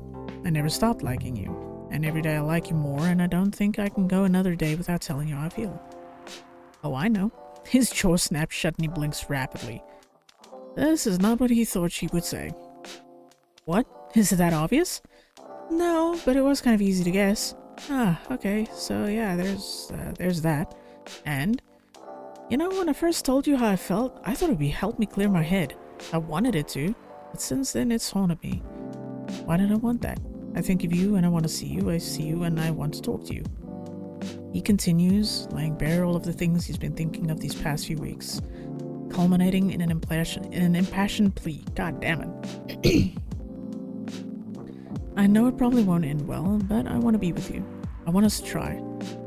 Juliet takes his hand and squeezes it. Squeezes it. Well, there's another shot, fishy, go for it. Feels the tremble in his fingers and says nothing about it. Romeo, I like you, she begins, and his heart near bursts. I like you a lot, and not only as a friend, but you know that, with our backgrounds and our families, it's impossible for us to be together. I know that, Juliet. I know, but I really like spending time with you. Whenever I talk to you, I feel so happy and so scared. Why would you feel scared? Because I don't want to say anything that'll make you think less of me. I want to look perfect in front of you, even though whenever we're together, it feels like I can only show you all of my imperfections. Hey, nobody's perfect. They sit quietly for a moment, still holding hands. Romeo stares at their intertwined fingers, while Juliet watches the breeze ripple through the trees. It still feels weird, our heroine muses to herself.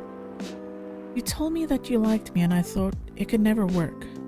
Then you said the same and I was disappointed somehow. And now here you are telling me to forget about the rules and I'm the one saying they're important. Oh, tell me about it. I don't even know where this is all coming from. You don't like what I like and I don't like what you like, and please don't get me started on the fact that your favorite books is the single worst thing I've ever read. Huh? You mean The Secret? Yes, oh god, please let's not talk about it now, okay? She tilts her head back and laughs, and Romeo remembers that he used to hate that sound a long time ago. Okay, let's not talk about it, but if you know that a relationship won't go well, why do you keep telling me how you feel? Why don't you just try to forget me? I've tried, he says, squeezing her hand gently. But every conversation with you is enough to make me remember that you mean so much to me. You don't listen to explosions in the sky, but you're what I think of whenever I do. You don't play video games as much as me, but you on my team is what I want the most whenever I play a multiplayer game. You pray to different gods, but your face is the one that appears whenever I pray for a good future. Juliet doesn't say anything. Just looks into his eyes while listening to everything he's been keeping in his head and his heart for a long time. Before this, I always thought that when I fell in love with someone, it would be a person that I wanted to grow old with.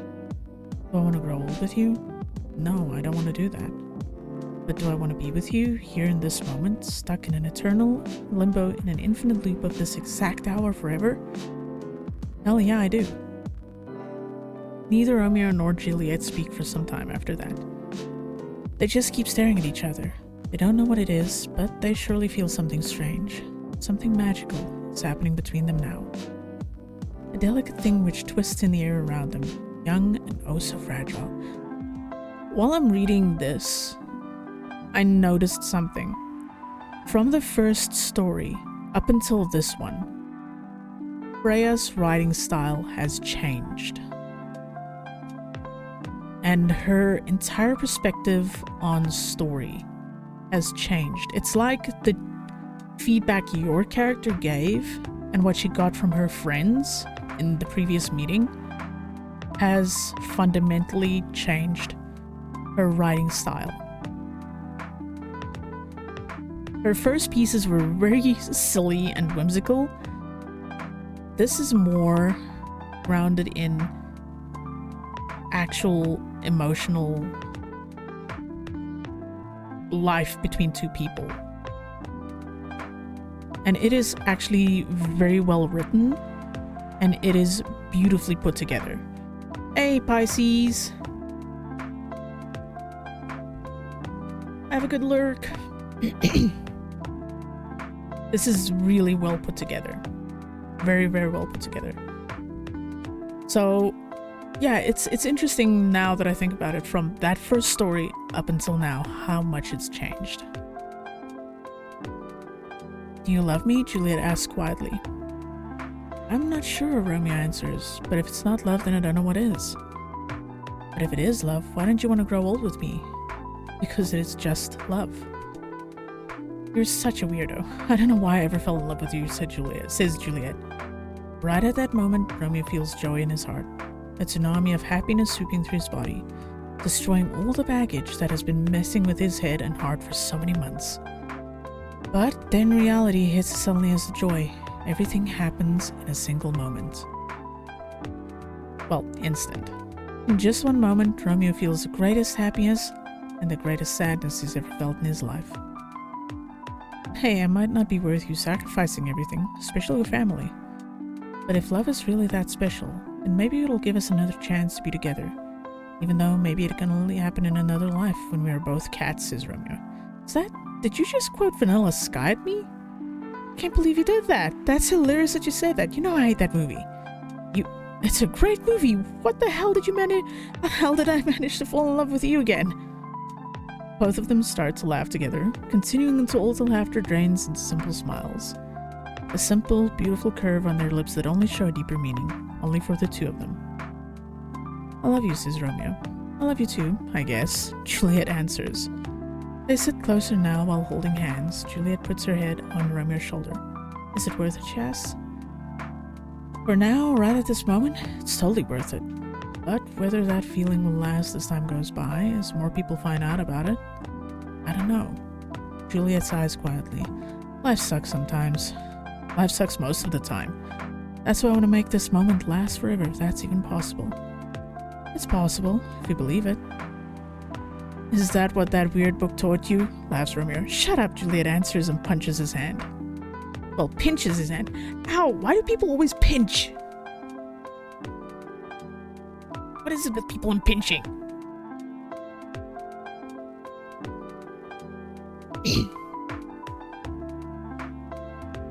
They stay silent again for a while. Hey, kiss me. The words come from Juliet. Romeo doesn't really know how to react to that. Why, he asks. I've heard people say that a kiss is a magical thing. It can stop time, or take you to the future in an instant. I prefer poke. Fair. I've heard that story. I always thought it was silly, though. The situation we're stuck in is pretty silly too, you know. Good point, he laughs. He allows, well made. So...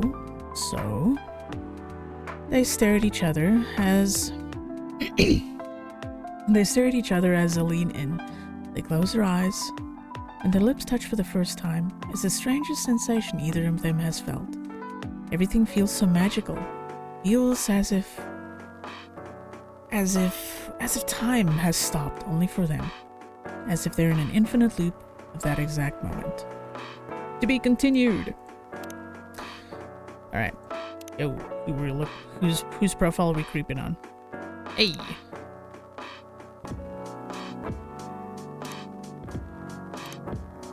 Aww.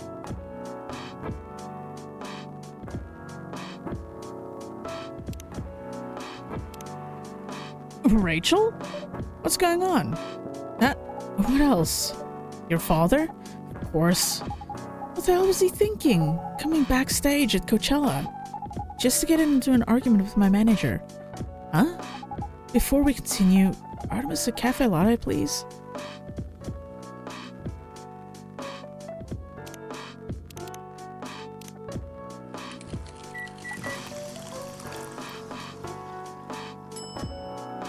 You know what? To cheer her up, hold on. See if I can do this. Whoop. Boobs. Your cafe latte is ready. Thanks.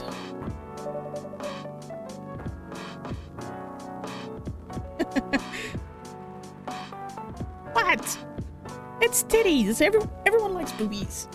Because you either laugh at them or you want to touch them. How did he manage to get backstage? He told security he was my father. And he messaged me about coming beforehand. Said he was just going to wish me luck. So I told him to let him in, of course. He's still my father. Things were nice at first. Then my manager came. And... I don't know why he hates him so much. It's showbiz. I'm mature enough to know what's good or bad for me. What happened after that? Mr. Lester told the security guards to kick him out. He's still out in the festival area. I saw him in the crowds. Did the concert go well at least? There you go, titties! Oh yeah. Other than the arguments backstage, everything was great. I was the first one to play on the main stage. Usually no one pays much attention to whoever's first. But there were thousands of people in the audience during my session. Nice. So you don't need to be at the event anymore after this? Not really. I did my stage time. Then there was this press conference after my show. After show press conference? Yeah, the pre-show was done yesterday. Today was a small one. There were almost a dozen journalists who wanted to interview me. So we decided to just do a mini conference. Good for you. You're totally back in the game, huh? I guess I am. Thanks to Mr. Lester. I would say it's because of you, but your manager's probably worked some of his influence too. So why are you here? Because of Dad, of course. I told him to come here this evening. Really need to set things straight. He needs to stop messing with my manager so much. Because this evening is the only time we can meet. I can't go to the party Mr. Lester is hosting. What party? He's hosting a party for the VIPs and artists he manages at a club in Belltown. Is it okay for you to go to a party without a guardian? I'm 18, remember, I'm an adult. Yeah, but you can only enter clubs if you're 21. Not this time, because Mr. Lester's my manager and it's his party. Yeah, that doesn't sound kosher. I'm not sure about that. It's true. No, I know you can do that by using his name, but I don't think you should do that with you. Why? I'm an ad- No, you're not, Rachel. Have you ever been to one of Lester's parties? Well, no. You have? Not personally. I heard the stories. What stories? He knows how to party. That's good then? That's not necessarily a good thing. Knowing how to party might mean something else entirely. I don't know what you're talking about. You'll find out. Especially if you keep Lester on as your manager. Personally, I don't mind wild parties, but inviting an underage person to his party, that might be a bit too far. Okay, huh? Oh God.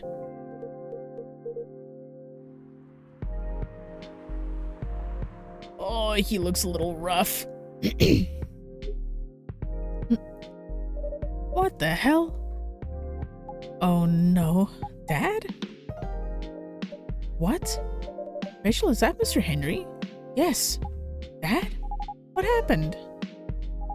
Artemis, can you get a cup of milk for him, please? Just milk? Just milk.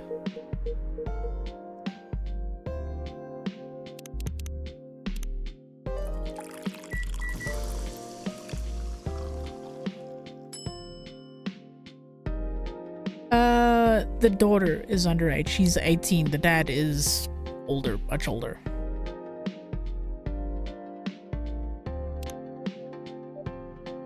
Here. Thank you. Dad, please hold on. Can someone help me call an ambulance, please? They're on the way. I've contacted the hospital. Thank you. I've also contacted our Nekomimi expert personally. She's off shift right now, but she's also on the way. Thank you so much. I don't know what might have happened without your help. Don't mention it. Wow, he looks rough. Here they come. I'll go with you. Okay.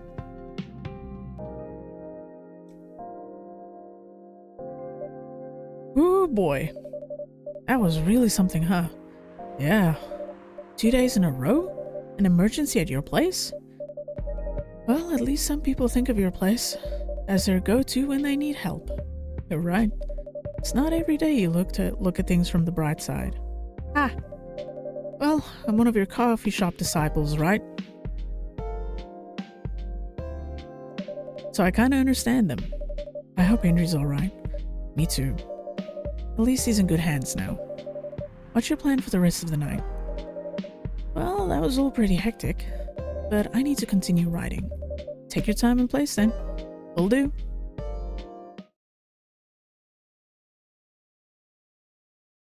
Wow. An unfortunate tale in a cup.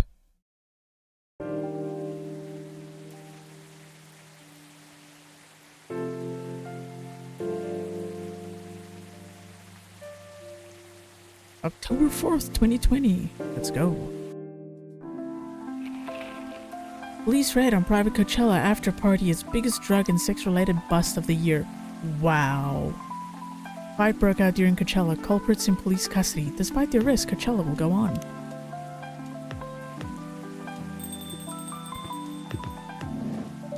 Welcome. Hey, Pop. Good evening, everyone. Everyone safe and sound tonight? So far, so good, officer. With the cop who's supposed to be watching this area hanging out in the coffee shop? I'm not so sure about that. Hey, I'm working right now. The flip phone. I just love multitasking, you know? That requires skill. Taking a break and working at the same time, you mean? You know it? That's an oxymoron.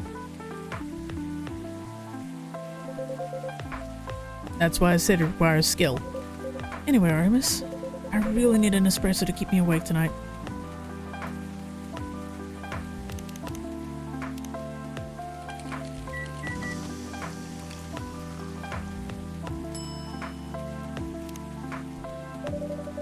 An energetic espresso to keep our officer upright on patrol.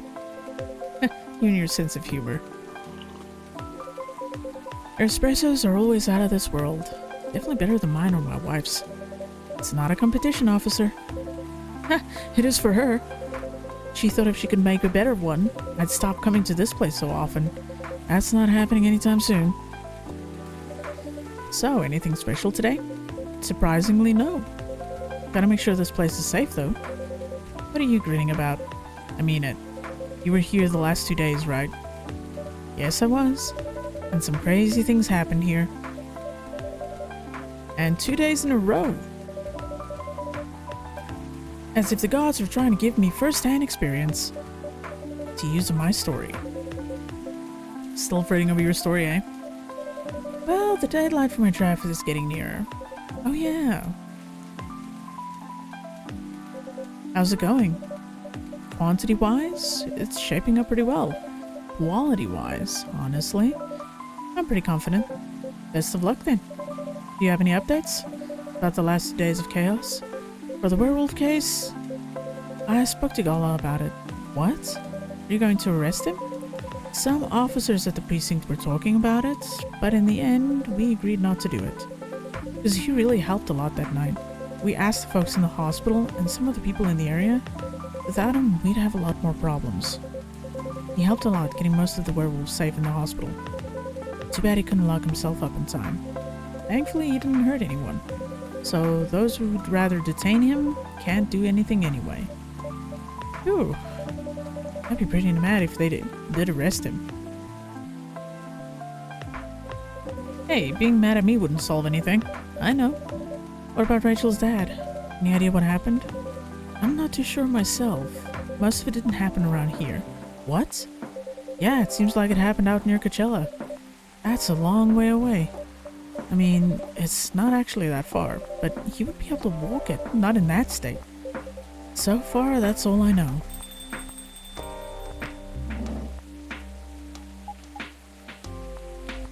Alright, since this is going to be start of a new conversation, let's finish this. Oh, thank God this is much shorter. Romeo comes awake with a gasp, his mind already whirling as he tries to make sense of what's happening. Was it just a dream, he thinks? Please forgive him, dear readers, he's barely awake. He has no idea how or when he got home, but he's still wearing yesterday's clothes, and he experiences the unwashed, uncomfortable feeling that comes with waking after falling asleep fully clothed, fully dressed. Then he remembers. Juliet, what happened to her? He rifles through his blankets and pockets until he finds his cell phone and immediately fires off a message to her. He won't admit it, will barely remember it through the haze of panic, but he spends the next 14 minutes and 10 seconds staring fixedly at it until it vibrates in his hand and drops to the floor. Romeo? Juliet's voice is muffled by the carpet, but he doesn't think he's ever been so relieved to hear it. Where are you? Are you alright? I'm fine. What about you? I'm okay. We need to talk. Something's definitely different. Romeo opens his mouth to agree before he even realizes how he feels. He's been so weighed down by his feelings for so long that he hadn't noticed that something changed until Juliet brought it up. Waking up has been bad for so long, but today he feels different. Today, he feels good. When Romeo arrives at the coffee shop, Juliet is already there. She waits while he orders an Americano, patiently sipping in her orange juice until he joins her. So, Romeo says as he seats himself opposite Juliet. What happened last night? She shrugs, shakes her head. The picture of honest confusion. Jesus. This is around that point where my entire voice and tongue are just going, nope.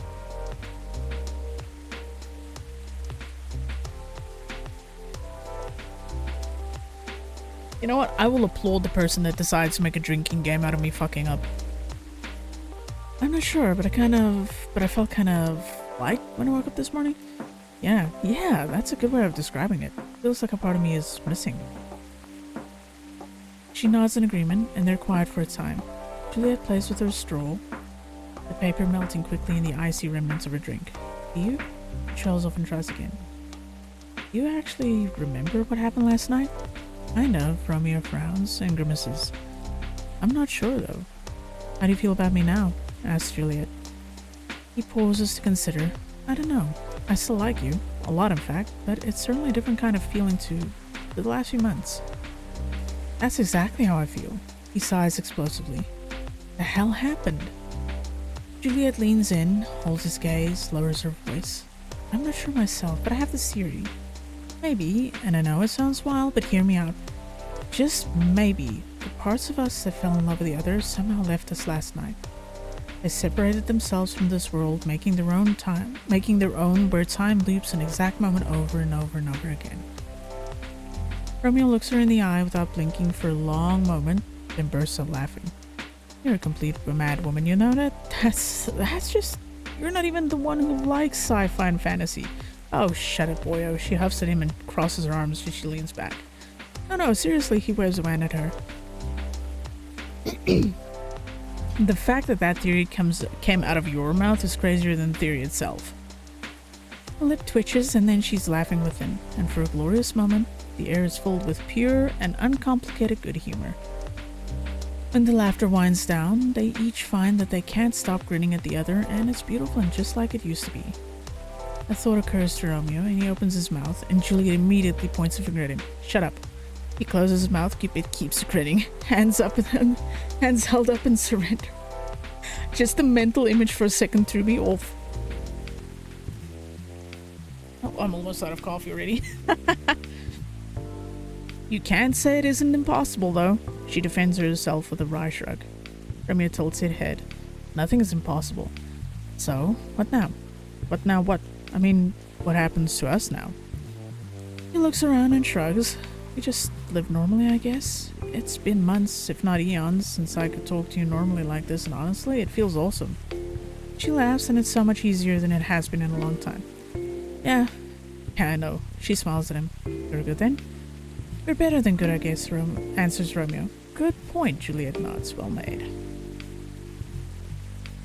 After that, life goes on for Romeo and Juliet. They're still good friends. They both found their loves, the ones who share their interests. That doesn't force them to sacrifice too many things in life, yet still makes them feel like the happiest person on earth. They grow old together as friends, not as lovers. And what about the Romeo and Juliet who burn with love for each other? Readers, I'll tell you, that couple is still sitting on their bench in the park on that clear and perfect night, and they'll stay there until the end of time. They've created their own world without other people meddling, judging, forcing compromises. For the rest of eternity, they'll have each other and their pure, naive young love, and nothing will ever change that. Some people say that on a clear night with the promise of dawn rain, when the Milky Way flows across the sky and the full moon hangs low, you can see a young couple sitting on a bench in the park, but only out of the corner of your eye, and only if you've the room for romance in your soul. Is it true, you ask me? Does it matter, I reply? Surely it doesn't matter to anyone else on Earth, and it certainly doesn't matter to them. That was actually a nice story. I actually like that one. Again, from this point, the first one, up to now, you can see a definite change and a progression to her writing style. This last one, yeah, those some of them were incredibly fucking long. I liked it. Alright, back to Miss Pouty over here. Rachel? Rachel?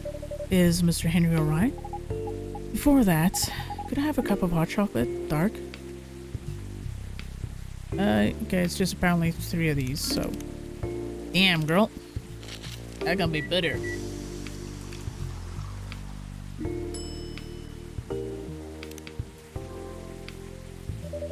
Your hot chocolate's ready. Thank you. That's going to be fine. He woke up this afternoon, thanks to Mr. Gallo. He got out fast enough to stop things getting worse. He's doing okay then? It'll take a few days before he fully recovers. But no permanent injuries we need to worry about. That's good to hear. I know, but still, it's all because of me. Because I didn't listen to him. When all he wanted to do was protect me. Rachel, don't blame yourself for this. Please don't take offense, but is it okay for you to leave your father alone in the hospital? Don't worry about it, Ogre. You did miss banning 4 bots though. You would have had fun. His friends are there at the moment, and I can't face being stuck in a room with a bunch of people I don't even know right now. Besides, I really needed to get away for a bit. So I told Dad I'm gonna visit Coffee Talk to get some fresh air. He's okay with that? He understands. He always does, I guess. Miss Rachel? What really happened last night? Dad got into a fight with some thugs. You heard them talking about me in some very suggestive, perverted ways. Oh. He didn't like that, of course. So he morphed into his cat form and started a fight with the thugs. Why did he morph? So people wouldn't see what his human form looked like, and link him directly to me. Some cops went to the crime scene, they found some eyewitnesses to testify, they managed to find the thugs. Are they fans of yours? No. It's even worse. They work for Mr. Lester. What? Oh boy. They knew I wasn't here. Cowards! It always works that way. It's always that way when there's no mods that they just pitch up. How you been though, Ogre? I hope you had a good day. The reason why it didn't take long for the cops to find them was because they were already under arrest. Because the party went too far last night. Whoa. How did it all connect up? They're Mr. Lester's bodyguards. They were chilling after the show, having a pre-party before the big one. And you know about guys and locker room talk, right? Yeah. Well, that's what they were doing, and I was the topic of discussion. Ugh. So there's that. I'm sorry to hear that. And you were right about his party. I'm glad I wasn't there. Once again, I owe Dad for... Hey, it's okay. The most important thing right now is that you're safe. And your dad made it through. I should have listened to him. He might be out of touch, but he's still way more experienced than me. And he's my father. I wish Mom was here. She'd know what to do. She'd know what to say to Dad when he's recovered. You know what? I'm sure you'll know what to do. You're an adult, remember? I don't know. All I know is I have to be there for him when... That's it. That's all you have to do. Might be weird to hear it about something coming from Freya, but she is right. Had a family get together? Oh, that's awesome. I hope everything went well and that your family is doing wonderful. And I hope you had a great time. Be there when he needs you, Rachel. And whenever you need a breath of fresh air, you can come here and relax for a while. Guys, thank you. I've had enough fresh air for one day. I'll go back to the hospital now. Thank you for the update, Miss Rachel. I wish your father a speedy recovery. Thank you, Artemis. Aww. I think we can just finish this game because I think there's only one day left. So yeah. Man, what a weekend. Pretty crazy, I know. Anyway, I've got to continue my patrol. It's been a pretty weird weekend. But overall, things are still safe around here. But even with that, never let your guard down, okay? No problem, officer. Thank you for checking up on us, Officer Georgie. Okay then, see you.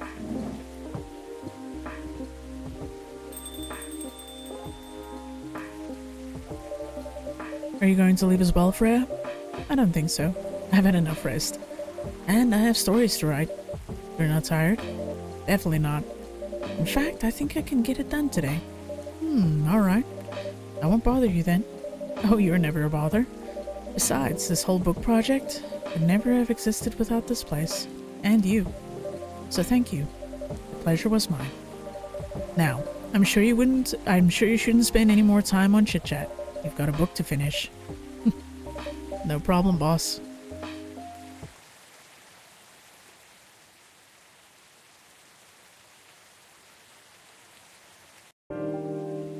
This should be the last day, I think.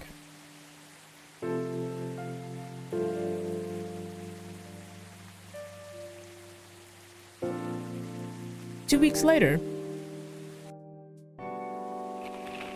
Coachella Festival proves to be a major boost for Seattle tourism. More women have spoken out and claimed Morris Lester lied. Initial reports indicate possible herpes outbreak at Coachella. That's what's fascinating. Hello. You're finally here. Hey all. Hey, yo, hey Freya. Huh. Someone's feeling happy today. Of course. Did they? They approved it. We're so happy for you. Congrats. Oh my. Do you know how happy I am? Judging from your expression, I'd say somewhere between ecstatically and rapturously. You're goddamn right.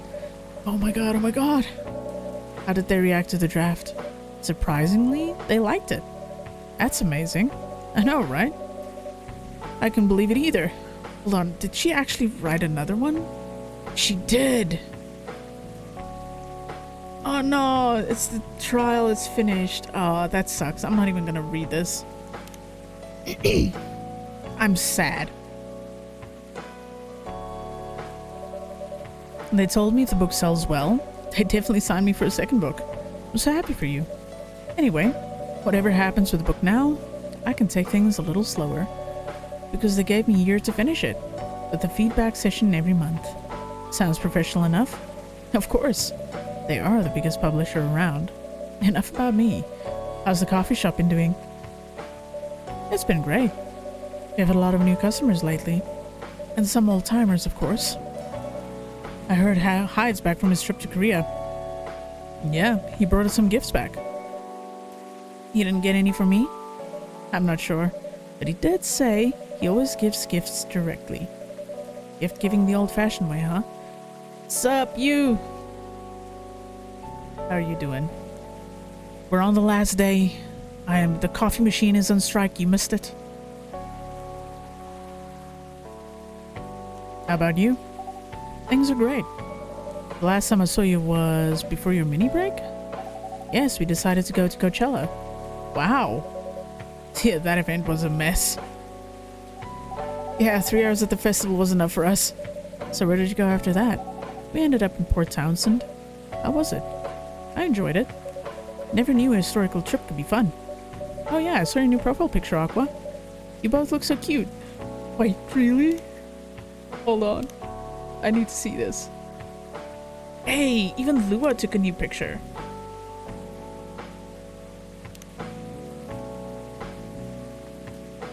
Hey, Freya also has a new picture, I think. Yeah, that's Myrtle. Oh.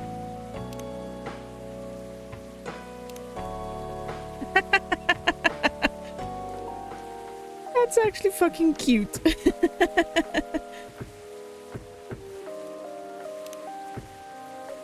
Oh man. Thanks. Was that taken during your vacation? No, it was at Max. They had a Japanese-style photo booth there. So the orc is dating a horror from the devs girl? She's technically an octopus. So I forced her to take a picture together. You were at Max too, Myrtle? Yeah. I helped her out a bit with the booth. Thank you. You don't have to keep thanking me. By the way, have any of you heard from Neil? No, not me. They did send 2 postcards to the coffee shop. Really? Yeah, one's from Coachella. That's not even that far away. Why send a postcard? Hard to tell with him. What about the second one?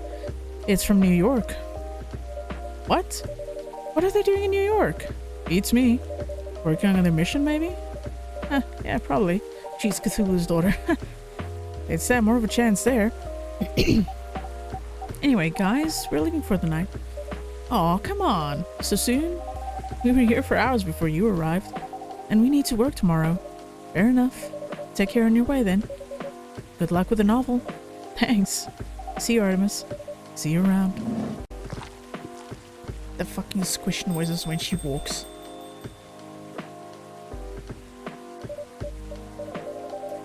They look happier than when I first met them. They do. It's not easy to find someone you can be comfortable with in such a short amount of time. Yeah. Anyway. Sorry if it seems like I'm ignoring you, Baileys. No worries. I don't feel ignored at all. Are you by yourself tonight? No, I'm waiting for Lua. She sounds like she leaves a snail trail. I mean, I did. She has some work to do. This late at night? Yeah. She's been doing overtime for the past few days. How are the 2 of you doing? Things have been great.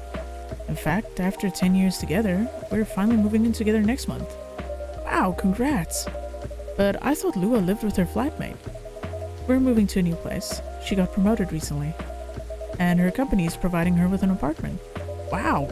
She must be a really big deal in her office. Well, she definitely earns more than me. That's not saying much, Baileys. You shouldn't say that to a fellow freelancer. Oh, here she comes. Baileys, I'm so sorry. I didn't expect it to take so long. I thought it would be done by... Honey, it's alright. Freya and Artemis have been keeping me company anyway. Oh, hey Freya. And Artemis. Sorry for barging in without saying hi. How's it going? I would say things are great, but not as great as you 2 lovebirds. You told her already? Only about the moving in part. As you've heard? We're going to move in together next month. Where is it? Not far. I mean, the company provided the place. So they want to cut my commuting costs as much as possible. That's thoughtful of them. It means they don't need to reimburse my taxi fees when I'm working overtime. Oh yeah, that too. It also means we get to visit this place more often. That's a good point. We owe this coffee shop a lot anyway. Don't mention it. I have a question for both of you. Go on. The last time we met, I believe you were going to introduce Baileys to your parents. How did it go? Man, her father didn't kill me at least. Well, at least Papa let you eat lunch with us. That's rare, you know. I know. And at least they didn't say no. Which means a lot, I guess. It was a good start. It was definitely a good start. Anyway, Baileys, we need to go now, or we'll miss the intro again. You folks going somewhere? Yeah, we're going to watch the midnight screening of Full Metal Conflict. I didn't take you for someone who likes FMC, Lua. I don't, but this guy loves it. Hey, you always enjoyed watching me playing the game. I enjoyed watching you, not the game. Too bad I didn't introduce you to Myrtle now, Baileys. She worked on the game. Really? Oh well, I'll be visiting this place more often.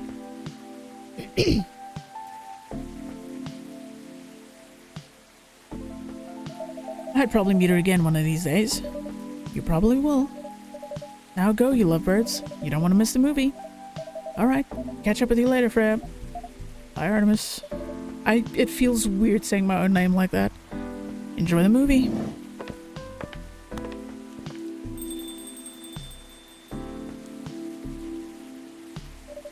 There they go. I'm so happy for them. They've still got a long way to go, and probably a lot of obstacles in their path. But they're moving forward. Yes. How do you write their story? As it is. It's beautiful enough. And it has enough drama. Ah, that's one way to put it. Anyway. What's that look for? You haven't told me about any of our other friends here. How are they doing? He only skipped coming in for 10 days. What do you expect? Come on, they played an important part in my writing process, remember? Well, there are some updates about the regulars. It's weird to see your name in the one sussy game I play with Greek mythology. Okay, fair. Tell me. Where should we start?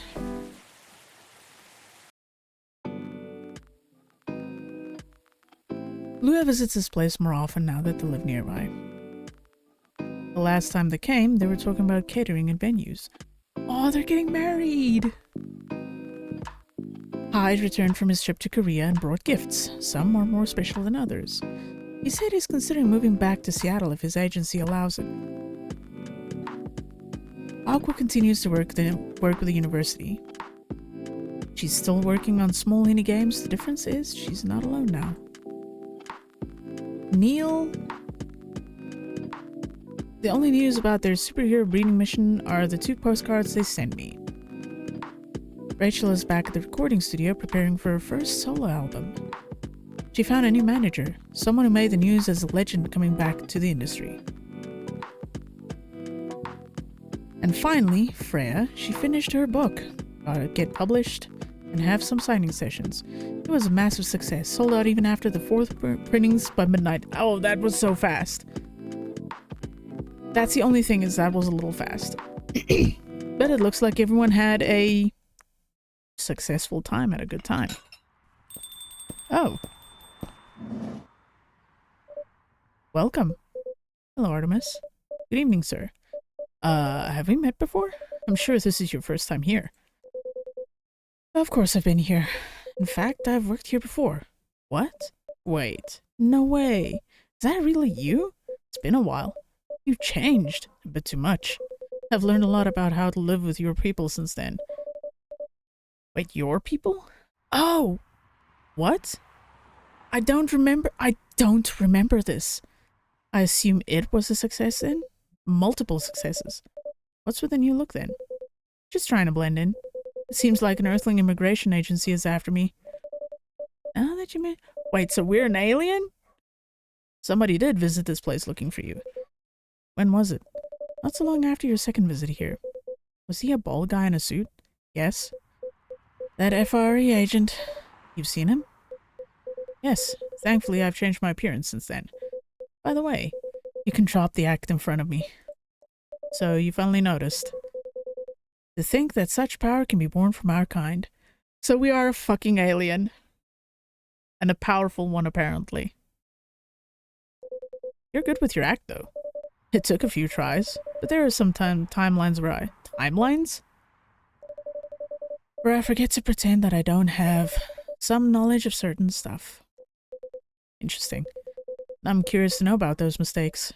Well, it happened a few times. First, when Freya told me about her meeting in the elevator. Then it was the first time Rachel visited this place. The last one involved you on your second visit. Huh? Oh, and there was another one right after Freya got her draft approved. Can you show it to me? Assuming you know how I communicate with my kind. Never tried it, but let's see. You're beaten, but you haven't seen everything yet. Well, I guess to an extent we are done with this one. Because we are going to be playing the second one at some stage.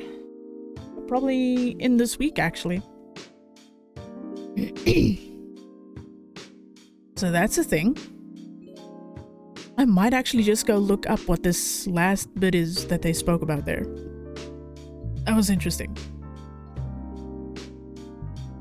So, do you guys want me to play the second game next time?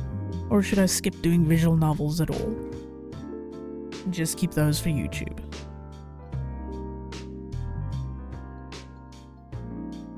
Yes, play. I'd be down to see the second. Oh, we got 2 positive votes. No, because I do have the second one. It was a good chill game. I think for a few people it was like a nice little background thing because it's just literally music and me Don't make me drill more walls. But alright. Do you guys have anyone you want me to raid? Or should I just find someone on my list?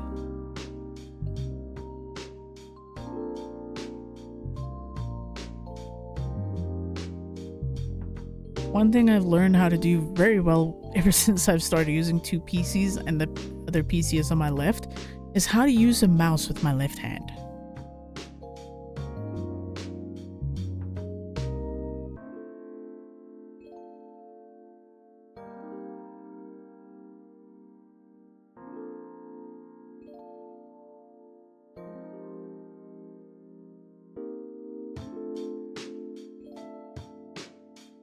Hey, you guys want me to drop you off with another South African?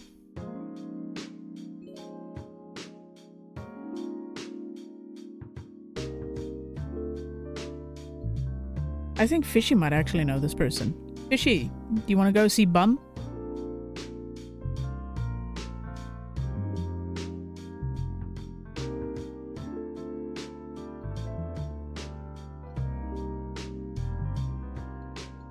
Go see Bum.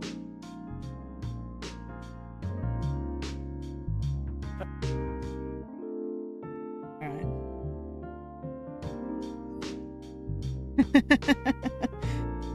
Yep, you guys can grab that message. I should as well at some stage. I'm not sure what we're doing for Community Day just yet. I'm honestly not entirely sure. We'll figure that out. We might do Mario Kart or Jackbox with Diana so that she can play.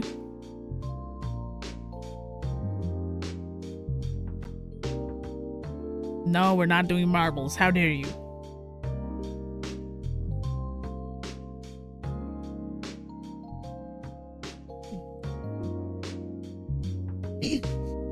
While I was searching for Bumflupski's name on the raid list, it literally said there was someone called Bumfart Enjoyer. Well, everyone has their thing that they want to do. Alright, but must be CSGO. Yeah, not impossible. But alright, I hope you guys enjoyed your time with me with this story. We actually managed to finish in 2 streams. I'm kind of proud of that. So the next one is on the menu. Tomorrow's Community Day. Monday, I actually don't know what I'm doing Monday. We'll see what we can figure out. Then Wednesday is back to Warcraft. Yeah. So for now, please take care of yourselves. I hope you have an amazing weekend. And I will see all of you again on Monday. Take care of yourselves.